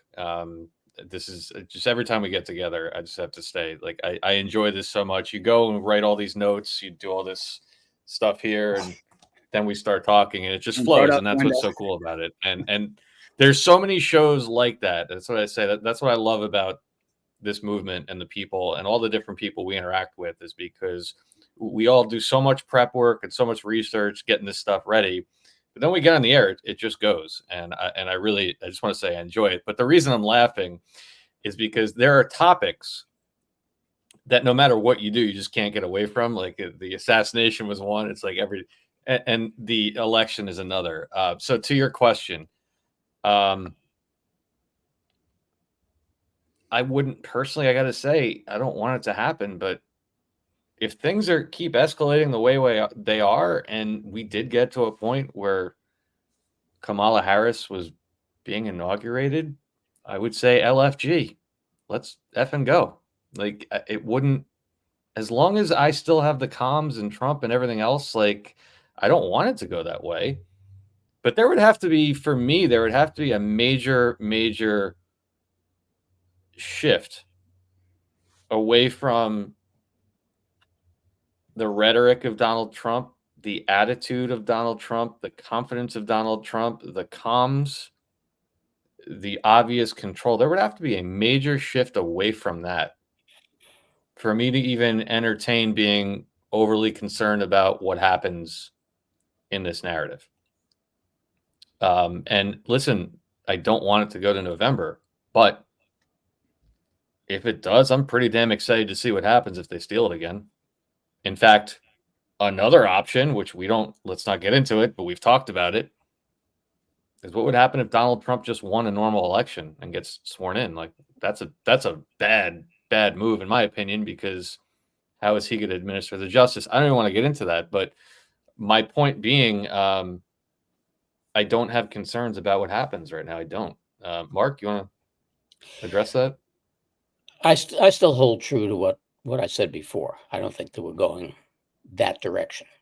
But my own sadistic pleasure, which is something that my wife and I have gone over numerous times. I go back to the George Bush line about, if this ever gets out, we're not going to be able to walk down the street.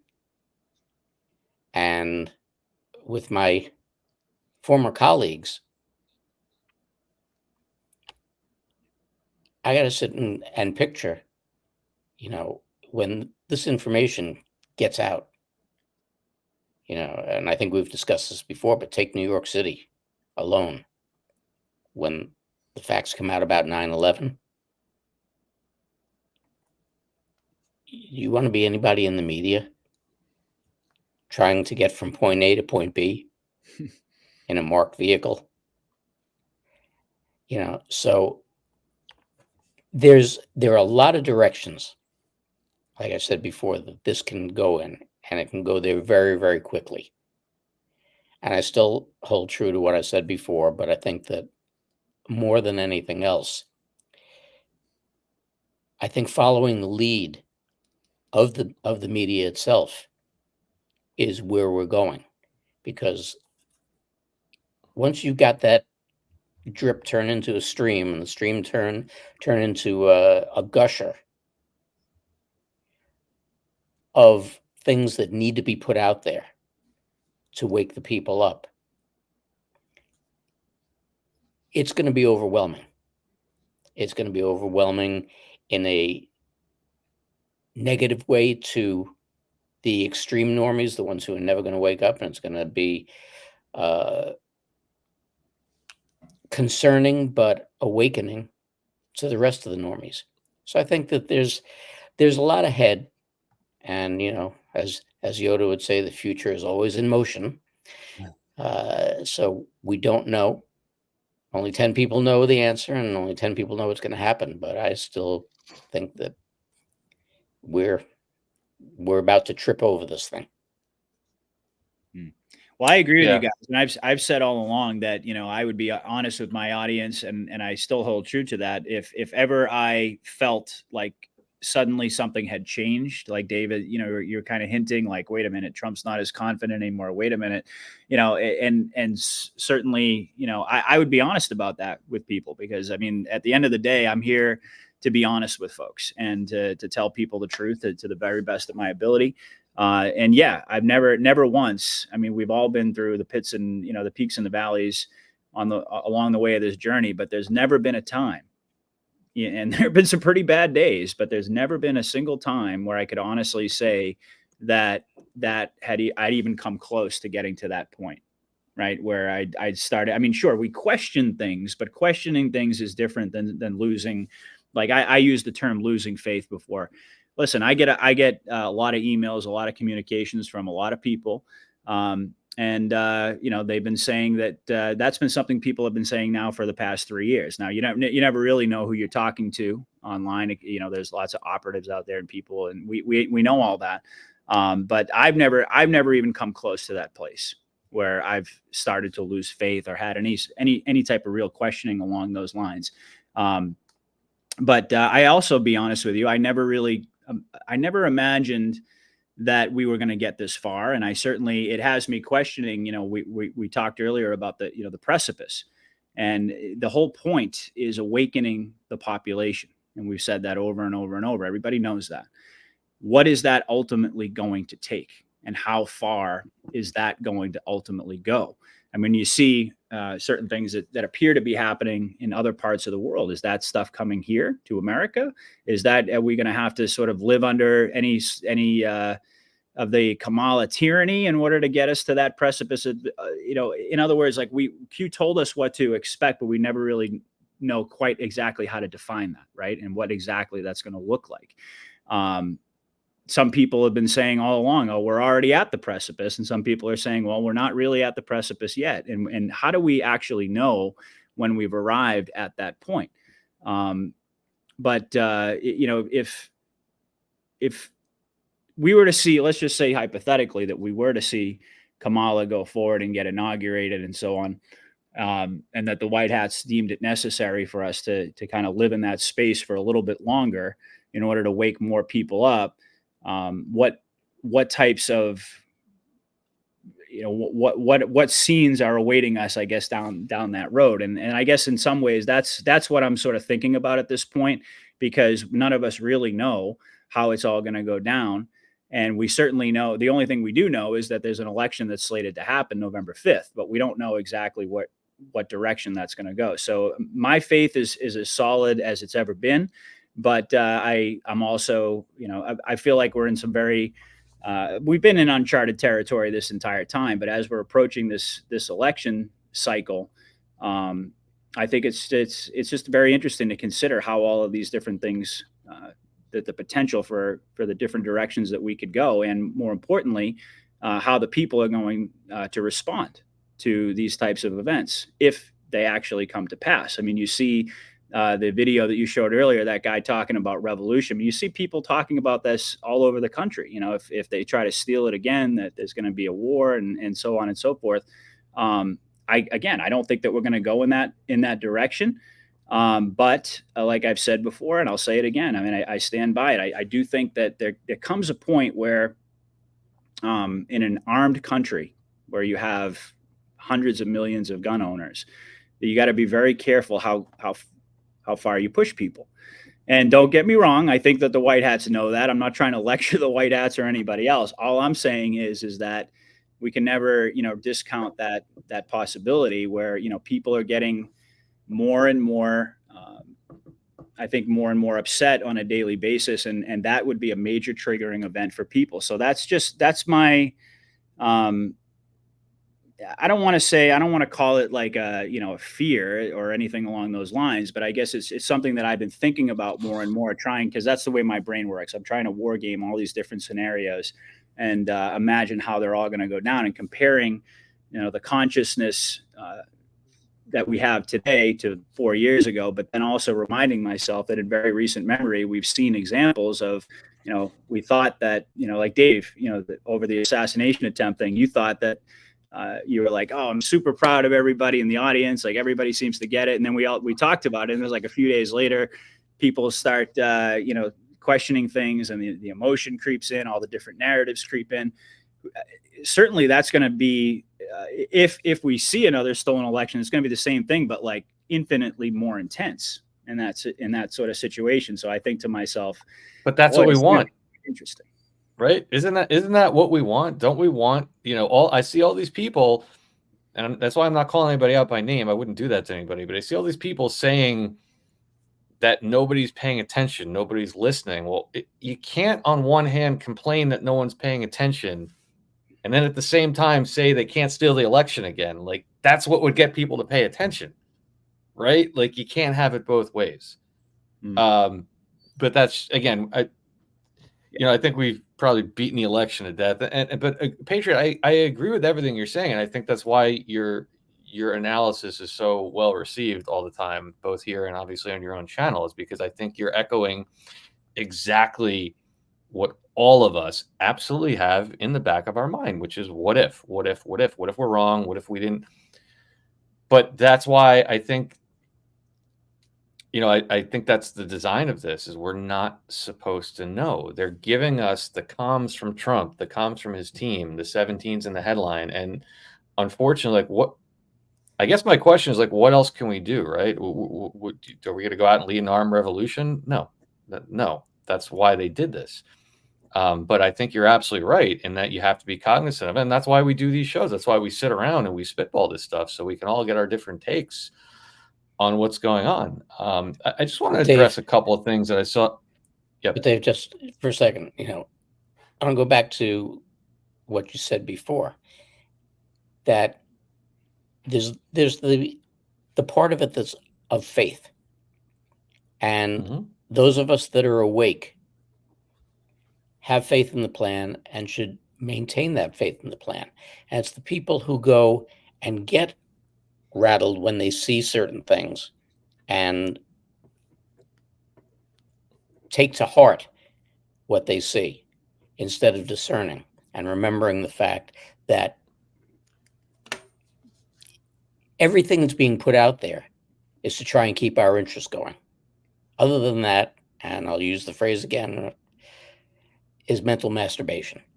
It's really all it is. It's to keep, they're not going to put the plan out there. They're not going to put the dates out there. They're not going to put the realities of what is going on out there. But they want you to understand where we're going and have faith in the plan. If you have faith in Trump and you have faith in the military and you have faith in the Constitution, you know the destination. Enjoy the journey. And don't let what has rattled us for years rattle you now. Every time that you start to feel that the hairs on the back of your neck stand up and go, I'm not so sure about this, take a breath and say, we're watching a movie. And just stay with it. That's what I wanted to touch on. Exactly. And, I'm just looking at, and this is why I'm not putting this on the screen. I'm not trying to signal anybody out. In fact, a few of these things were said multiple times. I just saw somebody say, a few people before say, XYZ person said that next week,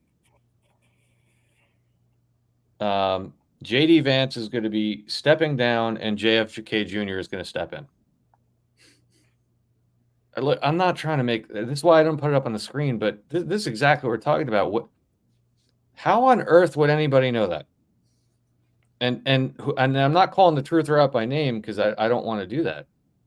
But do you guys go back and look at what this other truther, whoever it might be, has said over the last 2 years and how many times they've gotten things like that right?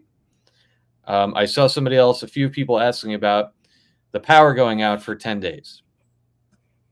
I want to remind people, Q said 10 days, one line, full stop, darkness. In fact, in one post, it didn't even say darkness. It said darnkess, D-A-R-N-K-E-S-S. Look up what that means. It doesn't say 10 days of darkness. It does not. Right?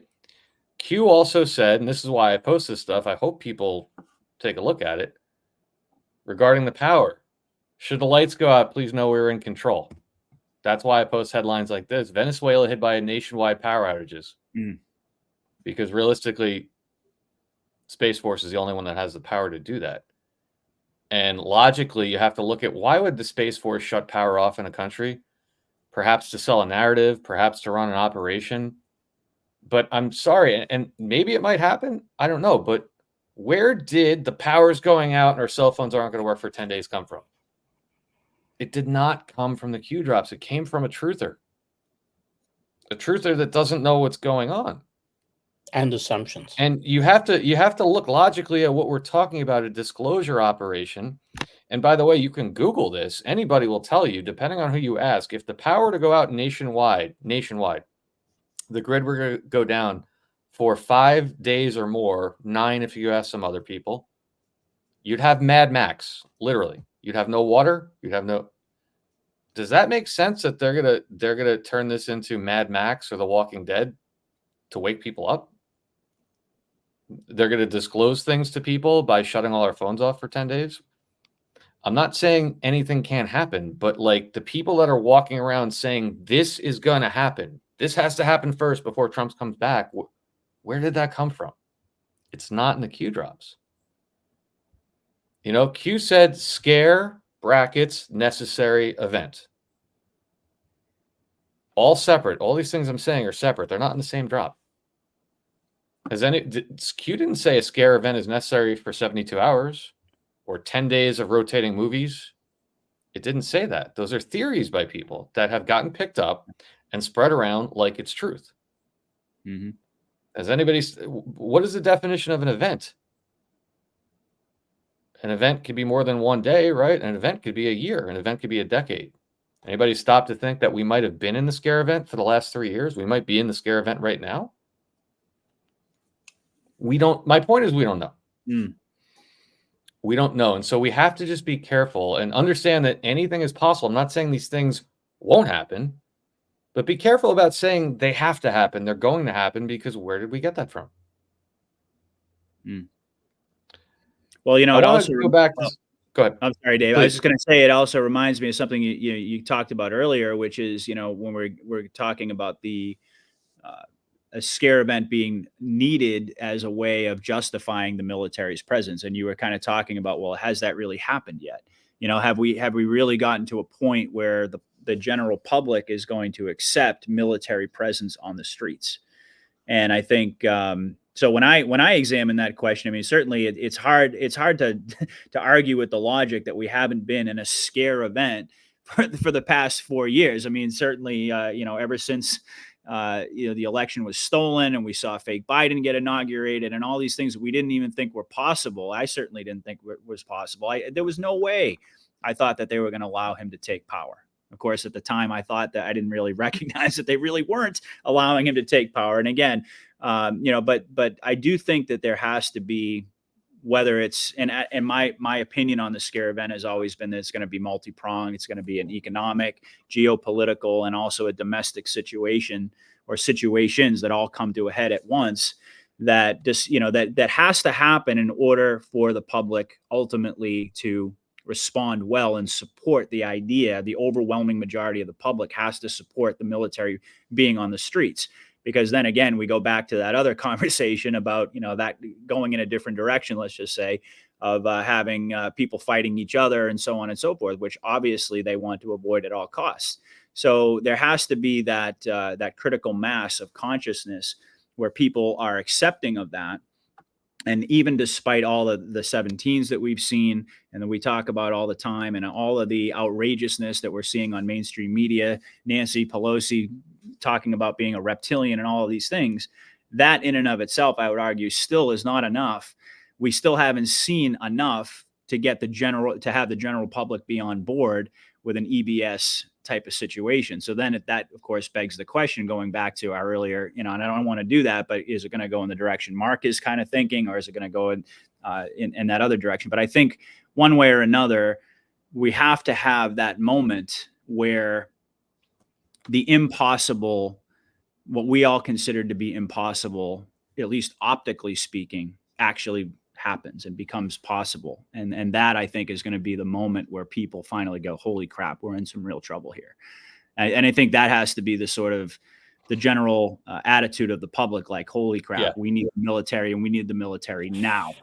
So, you know, whether it's to ward off, you know, civil unrest that could devolve into a civil war, or whether it's, you know, to dealing with a World War III situation, a scare event, or whether it's an economic meltdown or any combination of those things, I still don't think we've gotten to that point yet where we've really, you know, that's ripened to the point where it's ready to be picked and they're ready to play that card. But people should also bear in mind, you know, with all the talk that we've done about the Civil War, et cetera, et cetera. Yes, there are millions of guns out there and a lot of people who are very well armed. But if you think about it, none of these patriots are going to open fire on our military, and our military is not going to open fire on patriots. Agreed. And this is something that people have to Yep. bear in mind. Yep. There are scenarios out there that they want people to think about. They want people to be frightened. They want people to think.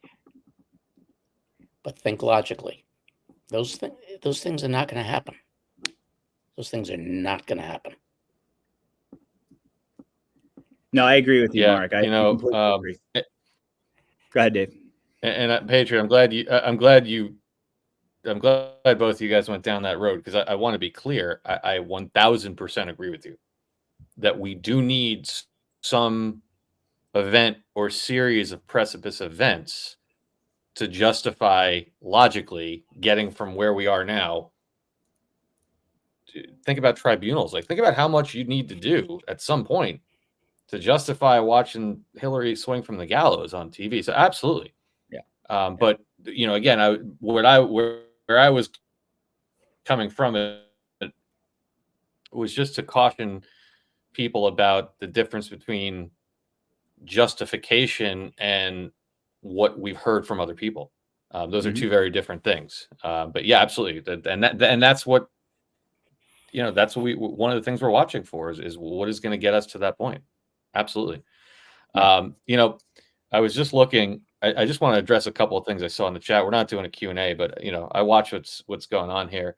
I had somebody ask me if I could write down the different things that were said that are not in the Q drops. There's 4,966 Q drops, and I think if I analyzed everything that went around with truthers that weren't true, there'd probably be like 20,000. So I don't think I could do that. And you know, the other thing, we have a lot of people asking us about talking about Trump going to jail. I don't think we want to go down that road tonight. We've talked about it a lot. I know Patriots talked about it too, and I would just say apply the same logic of what we're talking about with the election, right? It's literally the same logic of how do you shake people to the core? How do you get Trump out of the way? You know, that would be the way to do it. But what I wanted to pivot to real quick, and of course my secondary monitor just crapped out, so I can't really show it, but I'll discuss it.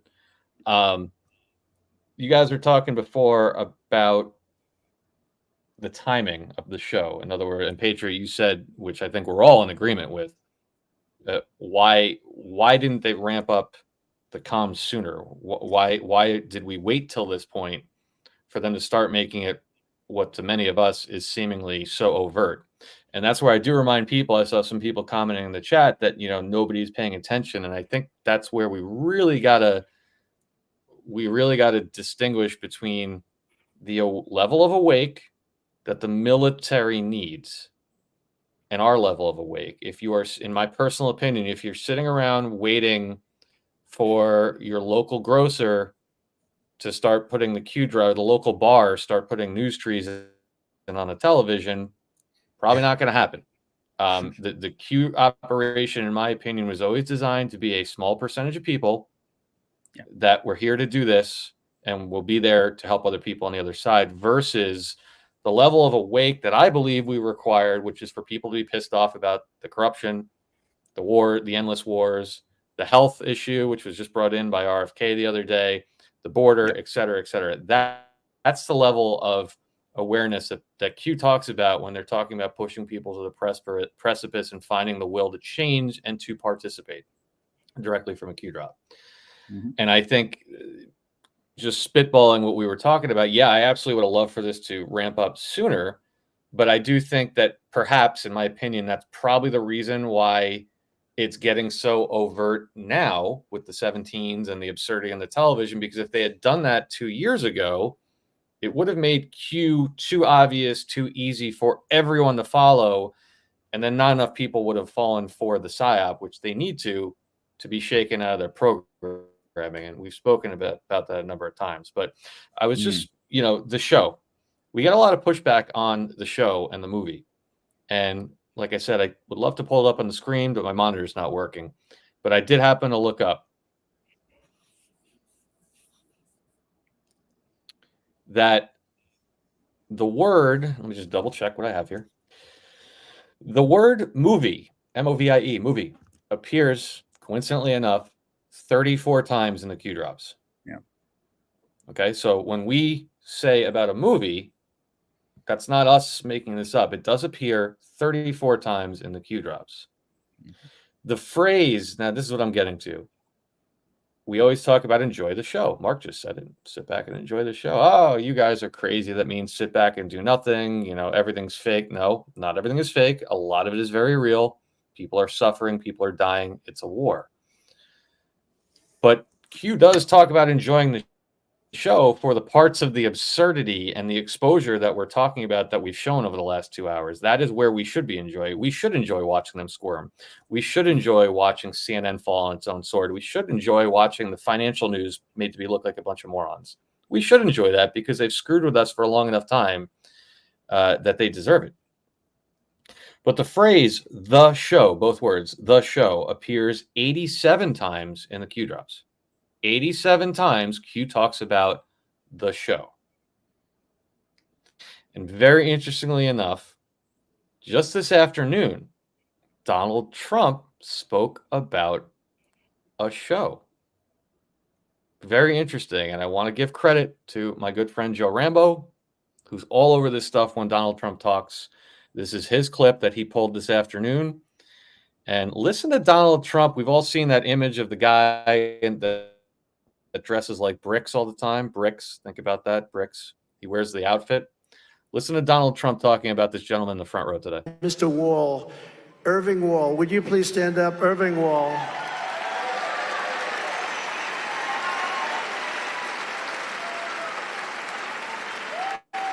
He is a great guy, and he was there for Butler, too, wasn't he? He was there. I saw him there, but he's been to many shows. How many shows have you been to?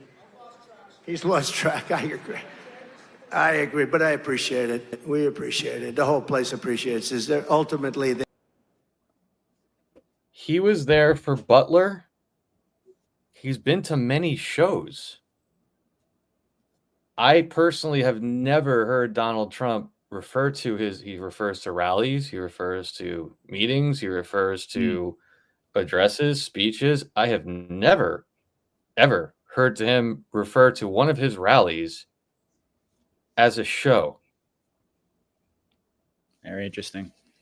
Pretty interesting. What do you guys think, Patriot? Yeah, it's just another one of those comms, my friend. Absolutely. And good catch on Joe Rambo's part. I really like to meet him. He seems like a really great guy. But yeah, no, absolutely. I've seen that guy many, many times. And I remember the first time I looked at him, I was like, okay, well, he's supposed to look like the wall, you know, the Trump's iconic wall and that sort of thing. And then one day, you know, it kind of occurred to me, wait a minute, those are bricks. And I kind of made that whole connection there. But yeah, talking about it being a show. I mean, heck, it's one of a long list. I mean, literally, you could write probably, and I'm sure people will write books about all the comms that were delivered. It's almost like you could detail them in encyclopedia, like encyclopedia format at this point. There are just so many. But I mean, he's been doing this. I don't know if you guys, so I'm sure you probably did, but the retruth of the post about Obama and military tribunals, that was a pretty big one as well. You know, I think for us, I mean, Trump's putting it right out there. He's putting it right in our face. And certainly, you know, the well-trained anons are going to pick up on the show, the one that you just indicated there. I think probably would take more of a trained eye to be able to pick up on that. But when you see Trump retruthing things about military tribunals, I mean, that's not at all cryptic. I mean, it's like right there, right in front of your face with Obama. So, you know, he's doing this. The comms are getting more and more overt as time goes on. And again, you know, kind of connecting it to all aspects of our conversation tonight, that ultimately is it's the fuel that keeps us going, right? It's what continually reminds us that we are, in fact, in a military operation, that the White Hats are in control. And yeah, there he is. He's I forgot how many of these he retruthed, but there's actually one of the listeners of my show, Spiritual Street Fighter, He actually retweeted, I think, a couple of different memes on there with the Q plus on the lapel. Nothing can stop what's coming. Where we go one, we go all. Soon the public will. Oh yeah, there it is. Yeah, the world will soon understand. So there he is. Justice is coming. Justice getting ready to be served, and he's retruthing all of these things. So it's pretty clear what's happening here. That Trump is and the White Hats are making it overtly obvious that we are in a military occupation. And this is what I continually go back to. To me, this is the counterbalance to all of that emotionality, right? It's like, this is what we need to go back and revisit. This is why so many people love to watch these shows, because again, we get wrapped up in all of the different events, but we're human beings, so it's difficult not to. So you have to, it's almost like, going back and why do people continually reread the Bible, even though they already know the stories, and even though they've read it, hundreds and hundreds of times, because it's like, it's a way of kind of recalibrating them spiritually and getting them, because your mind is the devil's playground, and every single day, it's similar in principle. It's like we're exposed to this torrent of information and disinformation every single day that triggers us emotionally speaking. So we have to go back to the drops, and certainly I do believe, as Mike King has pointed out, that really the new Q board is Trump's Truth Social, and certainly, but going back to the source and being able to recognize all of these different comms, which I think are, at a certain point, they're not even really comms anymore. It's almost like they're just like confirmations of what we already know to be true.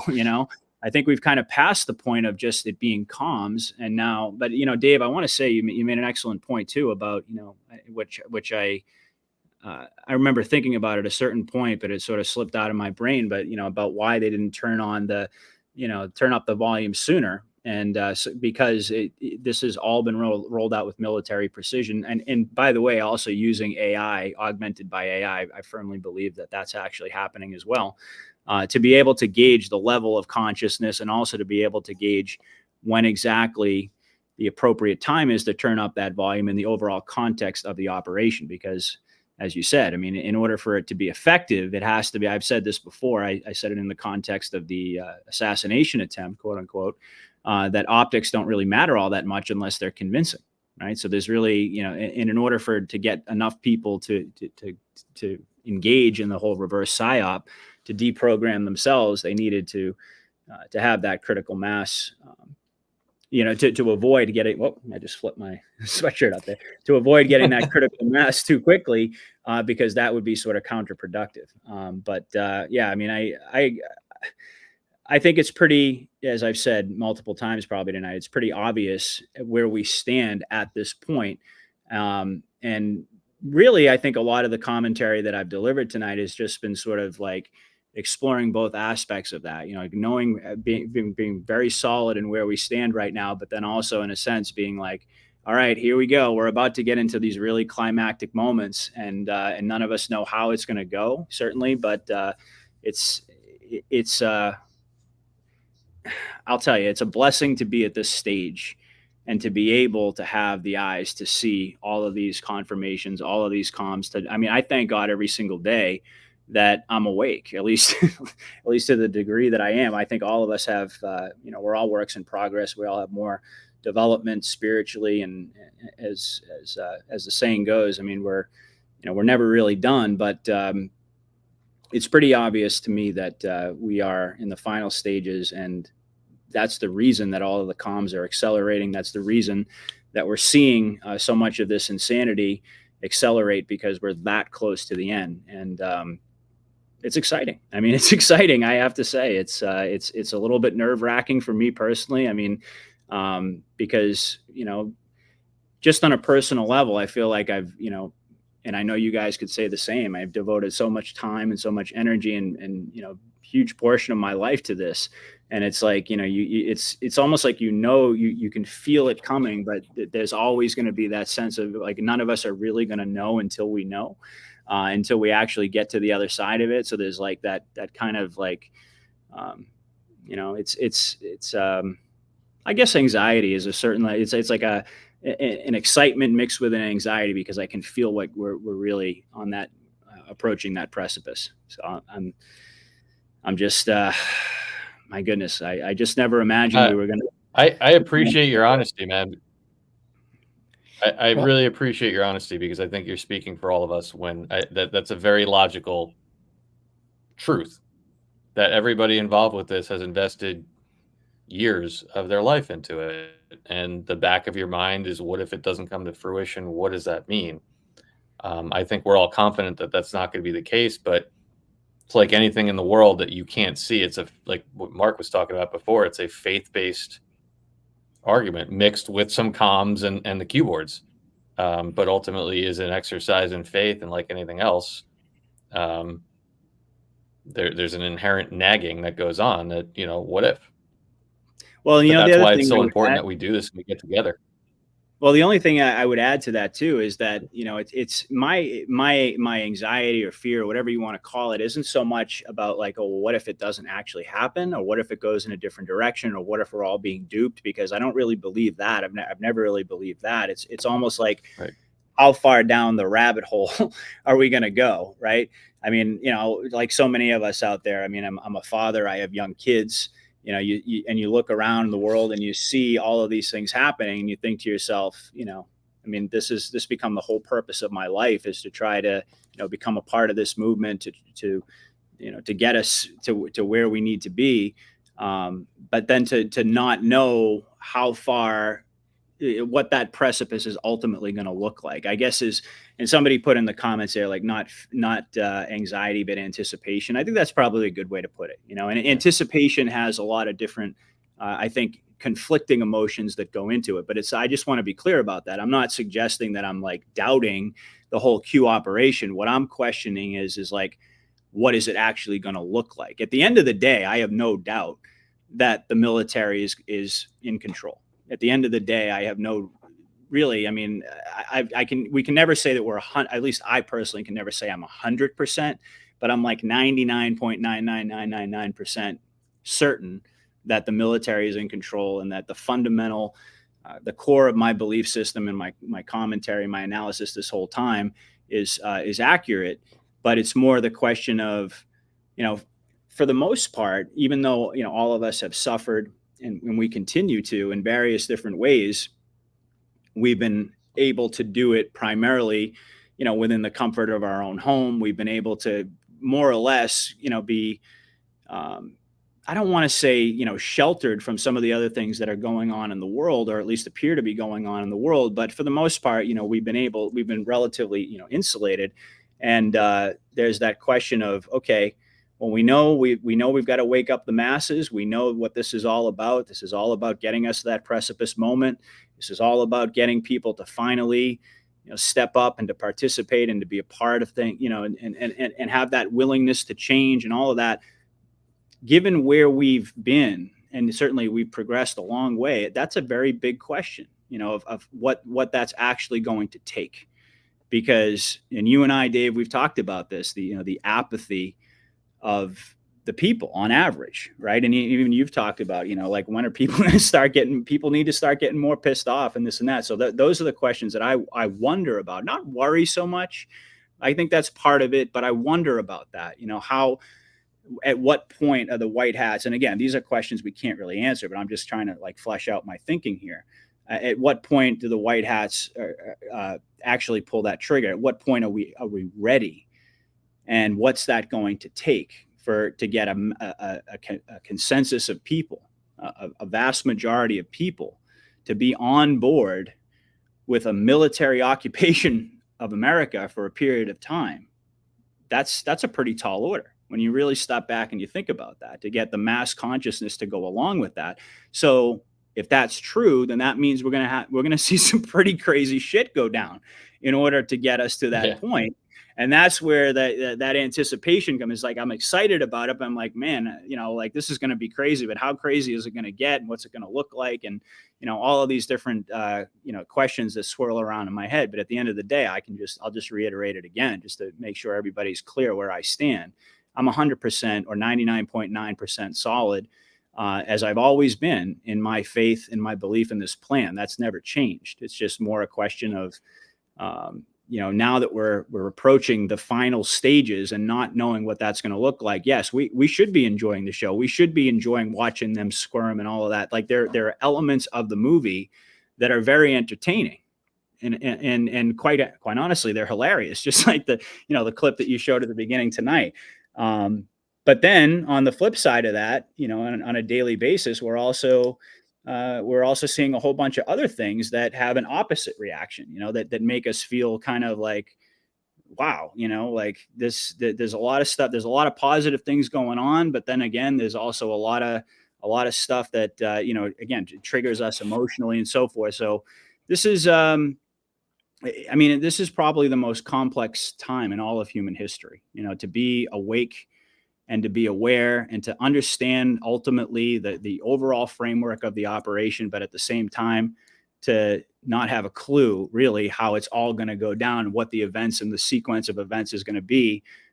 It's pretty crazy and it's wild. But again, I feel infinitely blessed to be just a part of the conversation, to be able to get together with you guys and to chat about it and to break it all down, and with an audience of awakened patriots. I mean, this is really what it's all about. But we've been on this journey for a long time together. Certainly, I've had some very loyal listeners right from the beginning of my journey, and we've been toggling through and wrestling with these questions all along. And we're finally at the point now where, I've used the phrase before, like at a certain point, you sort of sense that the runway, you're kind of like running out of runway, or you're running out of real estate before something really big has to happen, even though we don't know what it's going to be. And that's, I think that's a pretty good overall snapshot, I think, of where we are right now. And then in the consciousness of the, not just the masses, which we've talked about, but really what we're more concerned with on these shows primarily is, within the patriot community, how we're looking at things. Because as you pointed out, Dave, we see things a certain way and we're supposed to. And then there's everybody else and the way that they're interpreting all of these events. So I'll just leave it at that. But Patriot, you actually just hit the nail on the head when you said that it's not a calm, it's an affirmation. And when you think about it, and you think about the way that it was put out there, there's the old phrase, all the world is a stage. And there's Trump on stage saying it's a show, referring to his buddy there in the audience dressed like bricks, and affirming he was in Butler at the show. And what did we say after the assassination attempt? It's all a show. What is it that they used to call motion pictures, movies back in the old days? It's a picture show. We're living through the show. And he I just want to be, Mark, I just want to be clear real quick. Sorry, I just want to be real clear real quick. A few people are complimenting me for catching that. That wasn't my catch. That was Joe Rambo. That's his post. I want to give him credit for that. It wasn't me that caught that. But sorry, Mark, keep going. I said, it is a show, and he affirmed to us, this is a show. And I think that that's, again, them trying to say, look, guys, we know we've been, to a certain extent, jerking you around with all this. A lot of stuff is starting to come out now. It's getting into the public purview more and more and more. It's a show. Watch the show. Enjoy the show. We're in the credits. It's almost over. So that was a great pick by Joe, but also a great analogy by you in calling it an affirmation as opposed to a calm. Well, yeah, I mean, they at a certain point they get so obvious that you have to kind of redefine it and be like, wait a second, this isn't just a hint anymore. I mean, they're literally, like one of you guys said earlier, they're like literally beating us over the head with it at this point, with the 17s and all of the ridiculousness that we're seeing. So yeah, I mean, I totally agree. I totally agree with you, and we are watching a movie. I've been saying that all along. To mirror what David said earlier, yeah, not everything is fake. Certainly, you talk about running out of real estate. You run out of real estate real fast if you're trying to make that sort of an argument, like everything is fake, nothing is real. No, I never believed that. But yeah, we are watching a movie, but we're also living through it. And that's the other thing to remember too. Is like when you're sitting watching a movie on your TV on your couch at home, and it's like you suspend your disbelief, and you're just sitting there eating your popcorn and everything, and that you're like completely safe within the confines of your house and your so forth. And I think that that's where I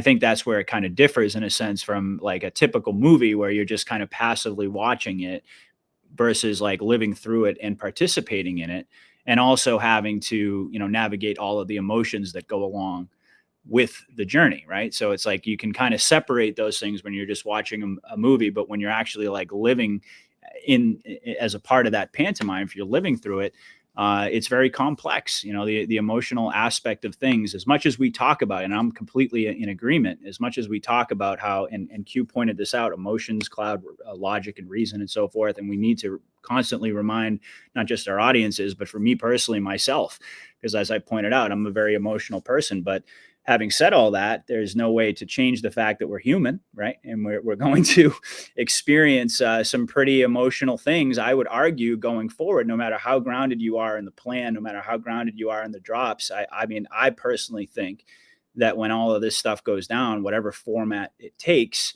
it's kind of like I was saying earlier, optics don't really matter unless they're convincing, and it's going to feel, I think, very, very real, even for us. And, I could be wrong. I mean, I can only speak for myself ultimately, but I think that's always been my perception of what the scare event is going to feel like. The precipice of destruction. I've used the metaphor of, it's like, even if that you're strapped in or harnessed in, and there's no chance that you're really going to fall over the edge, if you get really close to the edge and you lean over and you're staring down into that abyss, that's still pretty frightening.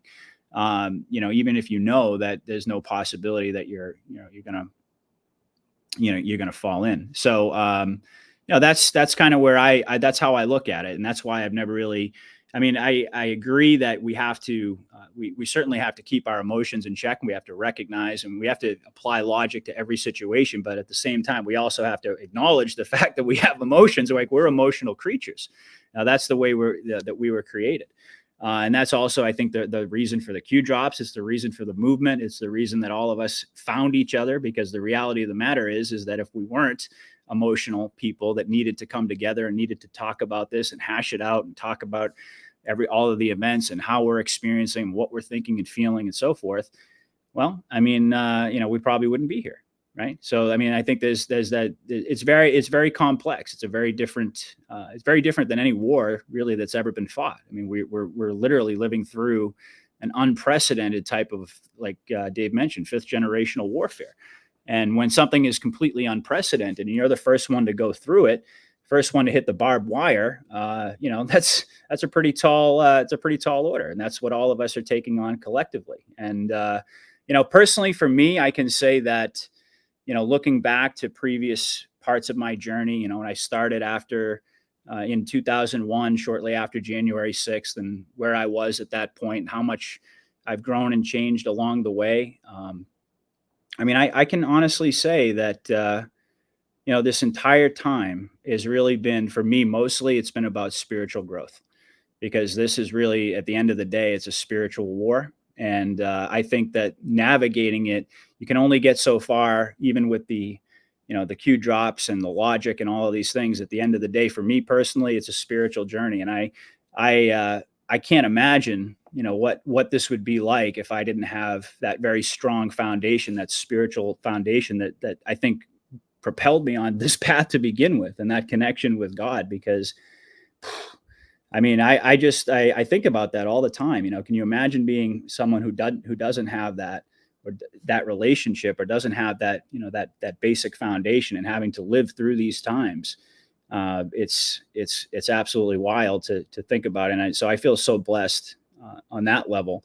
And, this journey has really been all about bringing together God's people, I think that, Mark and I have certainly talked about this in private conversations a lot, and Dave as well. But, we all, I think, concur that we were all brought together at the right time for the right reasons. And we all had our experiences separately. I've said many times to my entire audience, I firmly believe that our entire lives have been preparation to live through exactly what we're living through right now. This storm, this show, whatever you want to call it. This is exactly why we were born. This is why we're here. I personally think that we chose to be here, but that's my general understanding. So people in the audience get it. They understand it. They can see it as clearly as I can, and always they always reinvigorate me, because I put out these statements, and it's like people are right there with me. The spiritual element of this journey. That's really what it comes down to. So anyway, I'm kind of drifting off there into the more of a spiritual type of a message there, but it's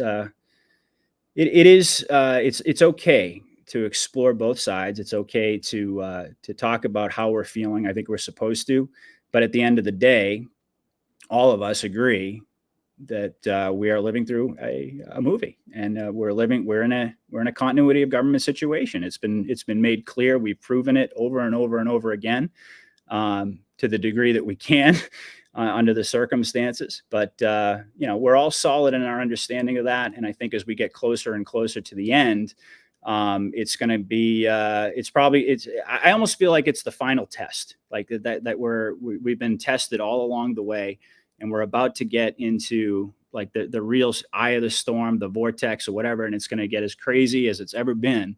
And we're all basically going to be resting on the foundation that we built together.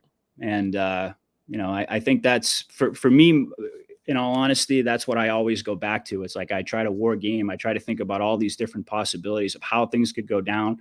But then at the end of the day, unanswered questions are always going to be unanswerable questions until, of course, God deems it the right time to reveal these types of things that we've been pondering. We're not going to be able to. We can't hit the fast forward button. We just have to be solid in what we know, what we understand, what we believe, and just have faith. And ultimately, we're going to get through it. I do believe that. I've always believed that the storm is going to be. It's going to be something that none of us are ever going to forget. It's going to go right down to the core of our DNA. People have talked about that, and I know that may not be in the Q drops, but I believe that that's true. I mean, Q actually did talk. I think it was the last drop where he talked about protecting your DNA, if I'm not mistaken, with different context there. But this is the idea: is that this situation, this event, a series of events, is going to be so powerful that not only is it going to justify the military coming forward in the eyes of the public, but it's going to be burned into the core, I think, of the human consciousness, of the collective consciousness for, probably thousands of years. And we're never going to forget the experience. So again, it goes back to that question we pondered earlier. Are we really at that stage yet? Has that actually happened? Have those moments come to fruition? I say no. But I also say, within the next few months, I don't know. It seems to me like, I struggle to imagine a scenario where something doesn't happen over the next few months that's going to bring us to that point. And so that's kind of where I'm at. We actually hit the nail on the head again, because it is a spiritual war. And everything that we've learned through this and everything that we've heard throughout our lives, every war, every movie, every story, every book always centers around good versus evil. And they've portrayed to us throughout history who's good and who's evil. But like I've said before about this being the first war, every war has had psyops, but this is the first war that is a psyop. This is also the first war that is truly, truly good against evil. Mm-hmm. So it is a spiritual thing that we're going through. Mm-hmm. And that's the thing that people have to understand there. Spiritual, that's not talking religion. It's not talking about anything other than, going back to that word again, faith. And your faith in God and your faith in your fellow man. That the right thing is going to be done and that good will triumph over the evil that we have been made to see. So, again, you hit it right on the head there, kiddo. Well, sometimes I have to talk in circles before I get there, so I apologize. But once in a while, I make a good point. No, but I would remind everybody of something you said. You said a couple of things, but you said something about being thankful that you're awake to see what's going on. And I think that's important to remind people of. We often in this community fall into the dichotomy of looking at us versus the sleepers, right? Like the people that have no idea what's going on.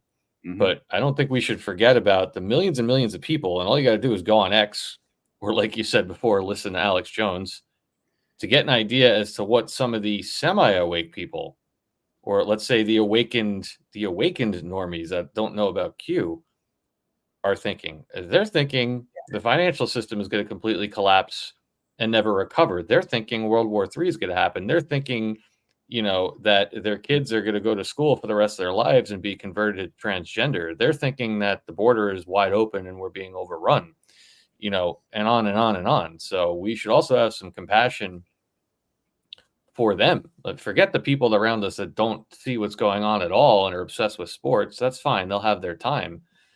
But there's a lot of people who are suffering through these psyops because they believe it's all real, and that's obviously necessary for the mass consciousness.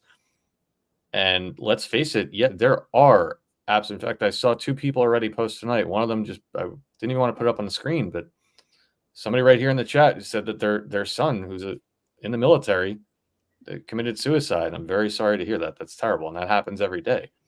And I don't know the circumstances, but think about if you're you're not of means right now financially, and you're living out on your own, and you are awake to what's going on in the world, and you think it's all real, and you don't have access to a community like this or the Q drops or anything to even think that there's hope. Let's not forget that this psyop is designed to bring the public to the precipice, and the only way to do that is for people to think that the world's coming to an end. Whether or not we like it, I didn't make that decision. That's above our pay grade, but that is what it's designed to do to the people that don't follow Q. And we have to make sure we have compassion for those people. And I know we make a lot of jokes, but that's a very real thing.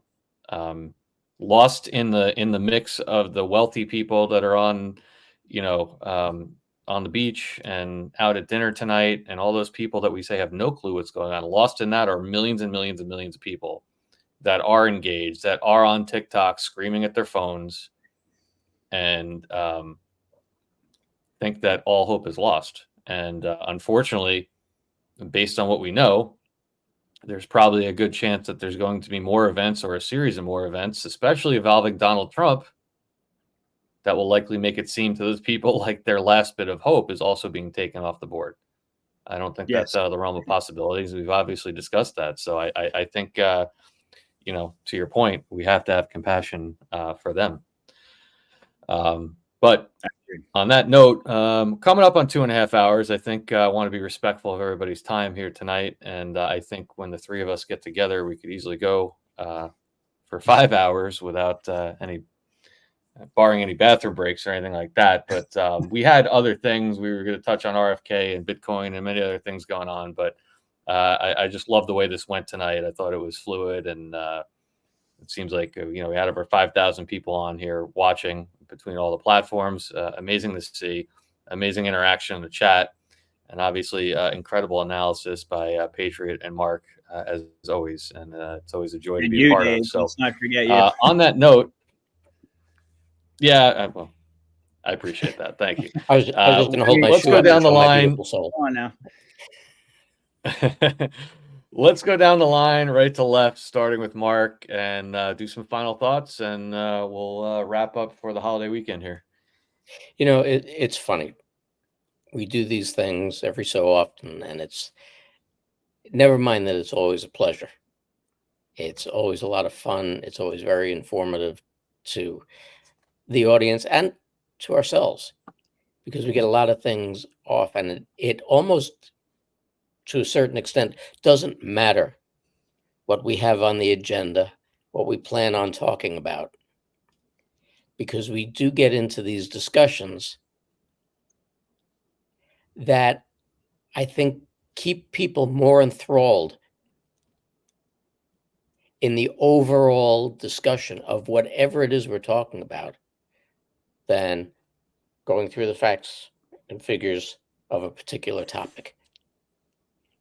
And rather than sitting and going through what a lot of truthers do go through, where they sit and they get to the facts and figures, and they get to the latest post, they get to the latest intel and this and that and the other. Like I said before, you're not going to get what the 10 people know. Right. Military operation, it ain't going to happen. Mm-hmm. So when you get, and I don't want to call this a distraction, but essentially that's what it is.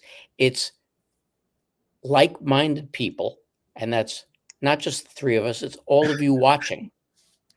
It's like-minded people having discussions of things that are relevant to what's going on and things that are relevant to all of us,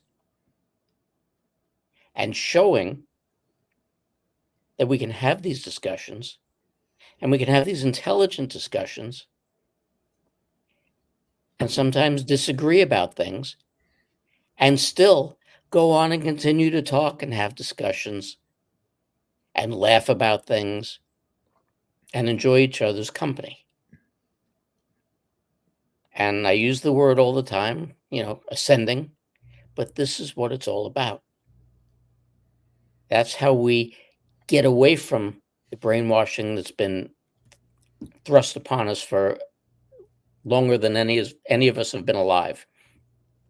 And that's how we get together, and how we get mankind to be all in one, and to get along, and to help each other, and to move forward.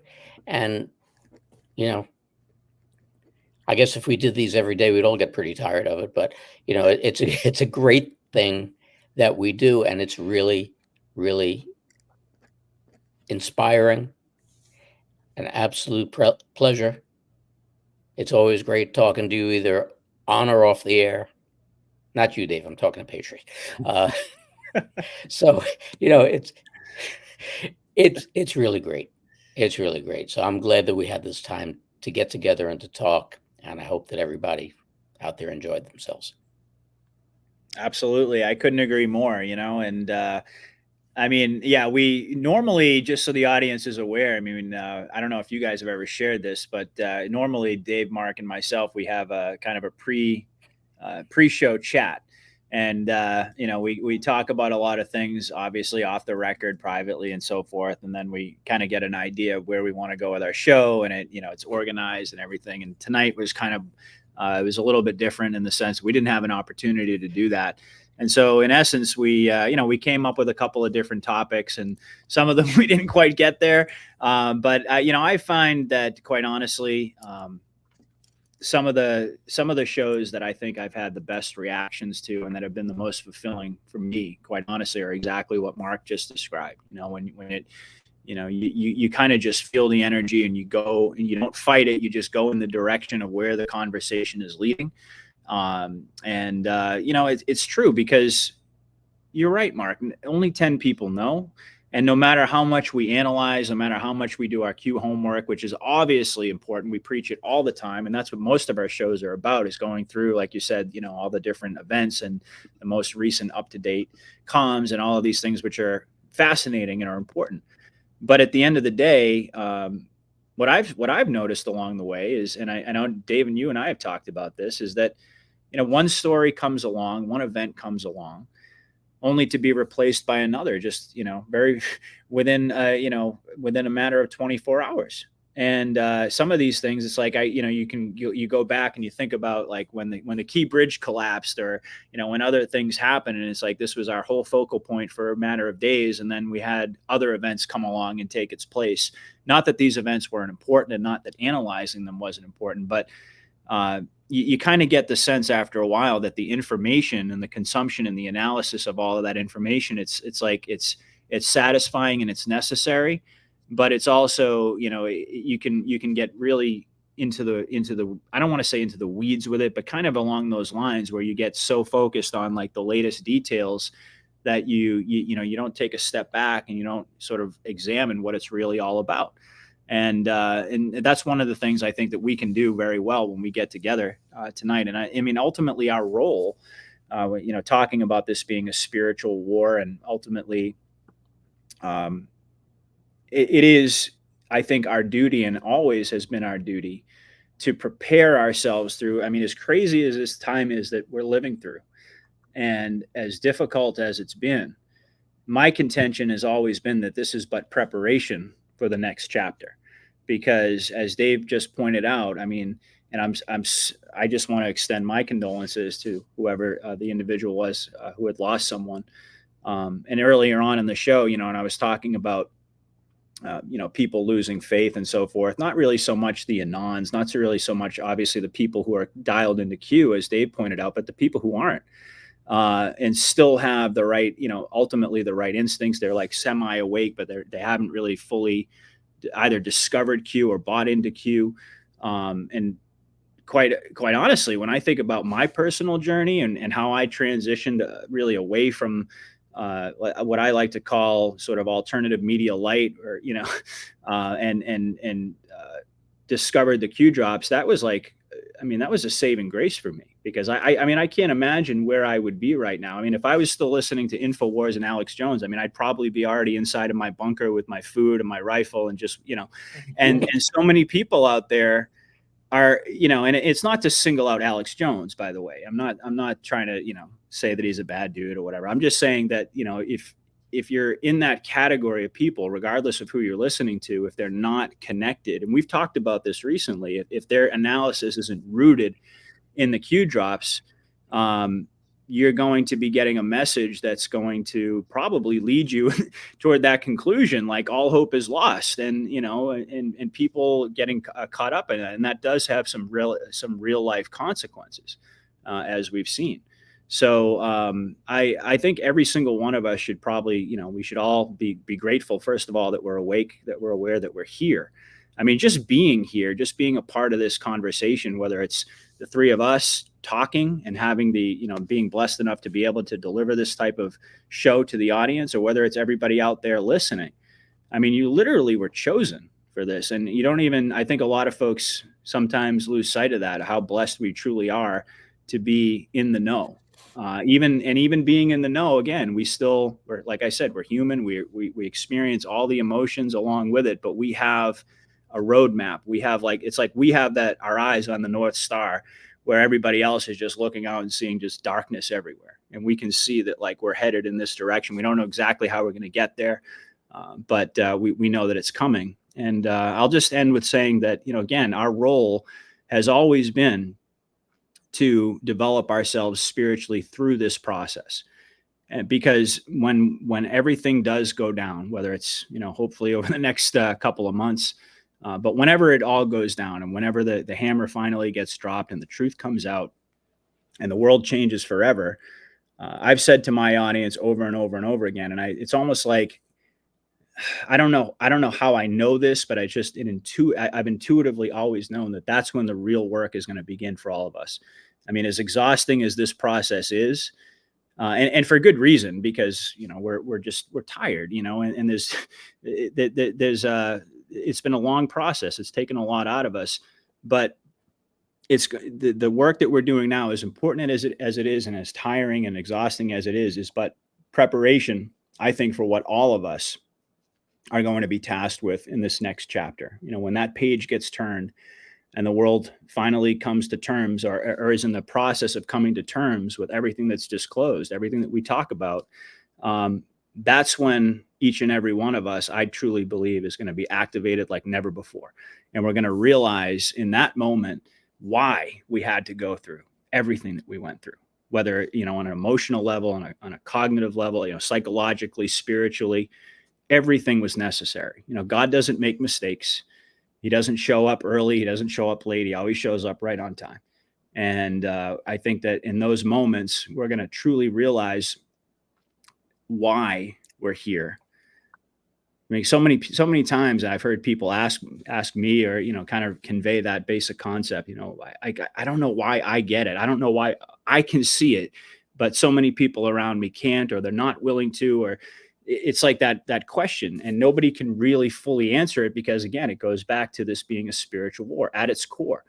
The people who know, the people who can see, have that connection, and have that connection for a reason, so that it can be developed, strengthened, and ultimately, in God's eyes, perfected for the next level of human ascension. Mark talked about it. We can never lose sight about what this is really all about. It's not just simply a matter of like, how are all the dots going to connect and get us across the finish line, but really thinking, like applying those higher order thinking skills. Well, what's it really all about? Once we actually get there, and then what's our role going to be? And quite honestly, I think it's going to be the most fulfilling experience of our lives. We're going to find meaning and purpose at a level that we never even imagined. The same people who wanted nothing to do with us, or to laugh at us, or to isolate us, make us feel alienated and stupid, all of that is going to be reversed. I personally think like almost overnight. And people are going to just be in a place where it's like being in the middle of the ocean and just searching for a life raft. And that's where all of us are going to come in. We are the life raft. We are the ones who are going to save people from drowning, not so much in a literal sense, but, emotionally, spiritually, psychologically. I mean, it's in the drops, You told us what it's going to be like when this finally goes down, and that's why we're here. So thank you guys for having me. I do appreciate it. And, we had a wonderful conversation. We may not have hit the RFK stuff and the Bitcoin stuff, but I think we hit upon some pretty important stuff tonight. So I'm Next time. Happy. Yeah. Absolutely. Brilliant as always, both of you guys. And real quick, I just want to acknowledge and thank SK New $50 Rumble rant. Thank you very much. They say, thanks, guys. My heart resonates. Final battle just ahead. I agree. I certainly agree. And Trump has told us 2024 is the final battle. Don't forget that. I don't have much else to say. That you guys both did such an incredible job wrapping that up. I really just want to thank both of you guys for being here. It is still, it's still crazy to me that, sitting here on a Friday night, that 5,000 people will sit here for 2 hours and 40 minutes and listen to anything that comes out of my mouth. I'm certainly, like I said, I've never been a front of the camera type of guy, but every time I sit here, and I'm very honest with people, there's many, many times where I wake up in the morning, and I've been very honest with people that, I deal with anxiety and things like that. And anyone that ever has knows that mornings are not a great time. It's kind of when your cortisol level builds up, and, you kind of wake up with the weight of the world on your shoulders. And there's many times where I wake up and I'm like, oh, I got to sit there for 3 hours. And, it's like anything else, like going to work, right? You don't want to do it when you don't feel that well. And then you come on here, and it's just with two brilliant guys like yourselves, and it just flows. And it's just, it's like it goes away. No, not you. I meant, it just flows. And you the second you get on in front of the camera, you just literally forget about any other issues you have, or any kind of doubt, or tiredness you may have going into it. And it's the same thing every time, no matter who it is. And it just reminds me every time. It's kind of like God smacking you in the face, like, look at what might not have been your plan, but look at what you get to do, and look at the people you get to do it with, and look at the amazing thousands of people that are here, that are interacting, that are sending love. It's just, it's a beautiful thing to watch. It really is. And it's one of those things that just reminds you every time, you know, and the fact that this is all documented,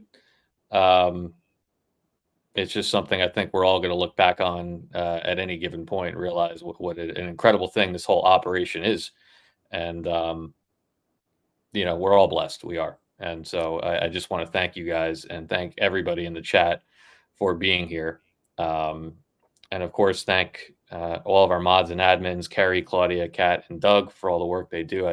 I couldn't help but note how many people in our chat said the same thing. We have, you know, some of the best mods in the business, and I might be biased, but I certainly agree with that. They do an incredible job. Yeah, on that note, I hope everybody here in the States has a fantastic Labor Day weekend. You know, keep an eye on Trump, keep an eye on everything that's happening. Things can change in a moment. We certainly know that. And I think to Patriot's point of, you know, being tired, I think I agree. We all are, clearly. And I think that there's going to be a day or a week or whatever it is where we wake up and the entire movement is reinvigorated, because we're going to have a whole new set of things to talk about. You know, keep in mind, we've been winning. We've been winning a lot behind the scenes, but we're getting incredibly close. And I hate to use the word soon or close or anything like that. I know what it means, but we are incredibly close to a period in time where that winning is going to become very overt and very public. And I think everybody, to Patriot's point, I agree, is going to feel a whole new reinvigoration and a new life almost. And we're going to have a whole new set of things to be talking about this, to be talking about on these shows. You know, none of us are going anywhere. We're all going to be in this for the long haul, even on the other side of this thing. And it's going to be fun. It's going to be fun as we start to do these things with the optimism that's going to infect, and I mean that in a good way, the entire country. With, you know, just 9 months away from Donald Trump's year-long celebration. Think about that for a minute.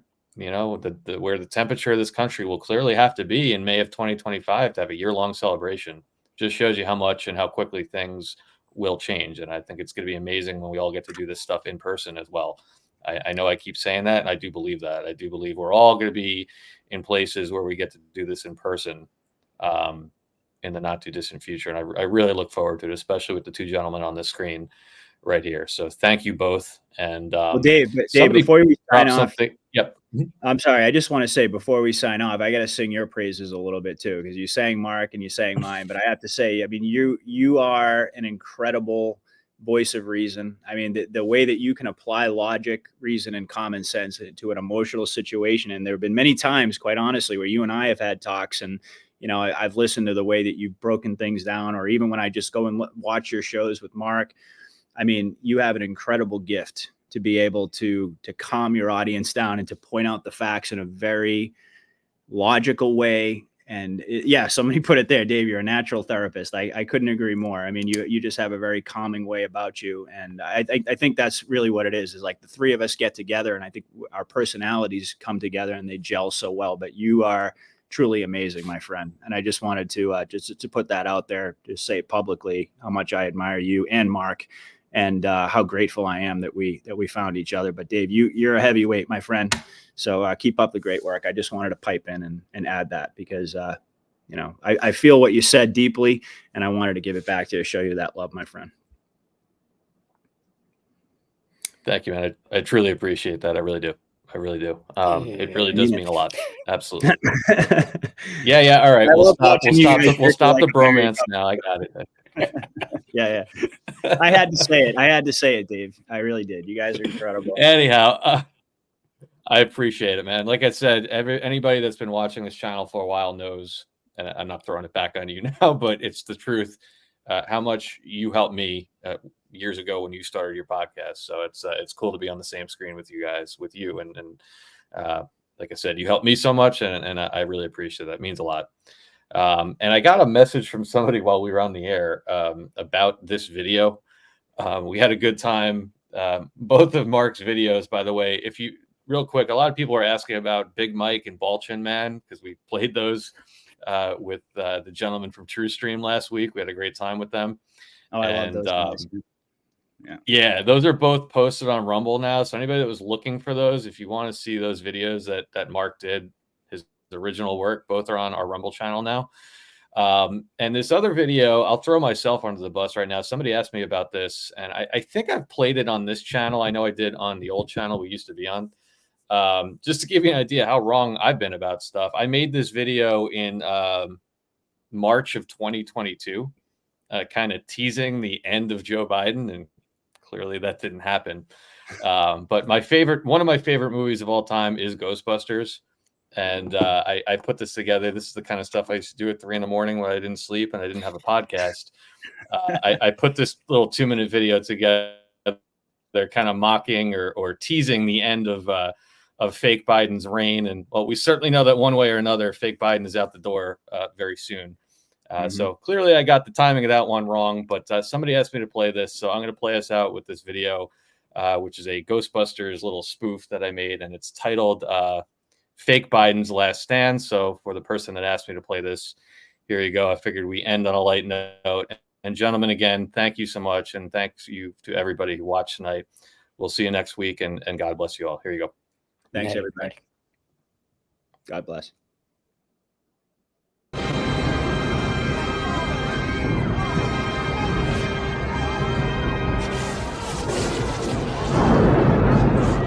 Personally, Lenny, I think it's a sign from God.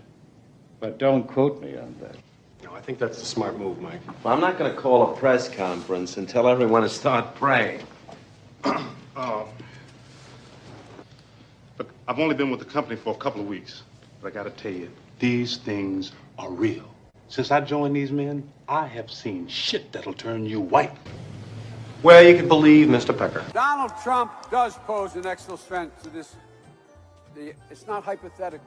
It's a lot of bullshit. That's what it is. Or you could accept the fact that this city is headed for a disaster of biblical proportion. What do you mean, biblical? That's a serious question, right? What he means is Old Testament, Mr. Mayor. Real wrath of God type stuff. Exactly. Fire and brimstone coming down from the skies. Rivers and seas boiling. 40 years of darkness, earthquakes, volcanoes. The dead rising from the grave. Human sacrifice, dogs and cats living together, mass hysteria. Enough, I get the point. What a stupid son of a bitch.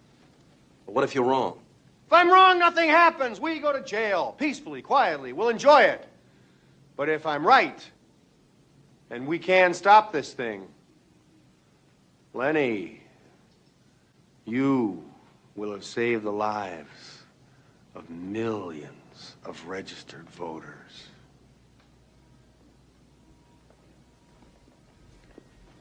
I don't believe you're seriously considering listening to these men.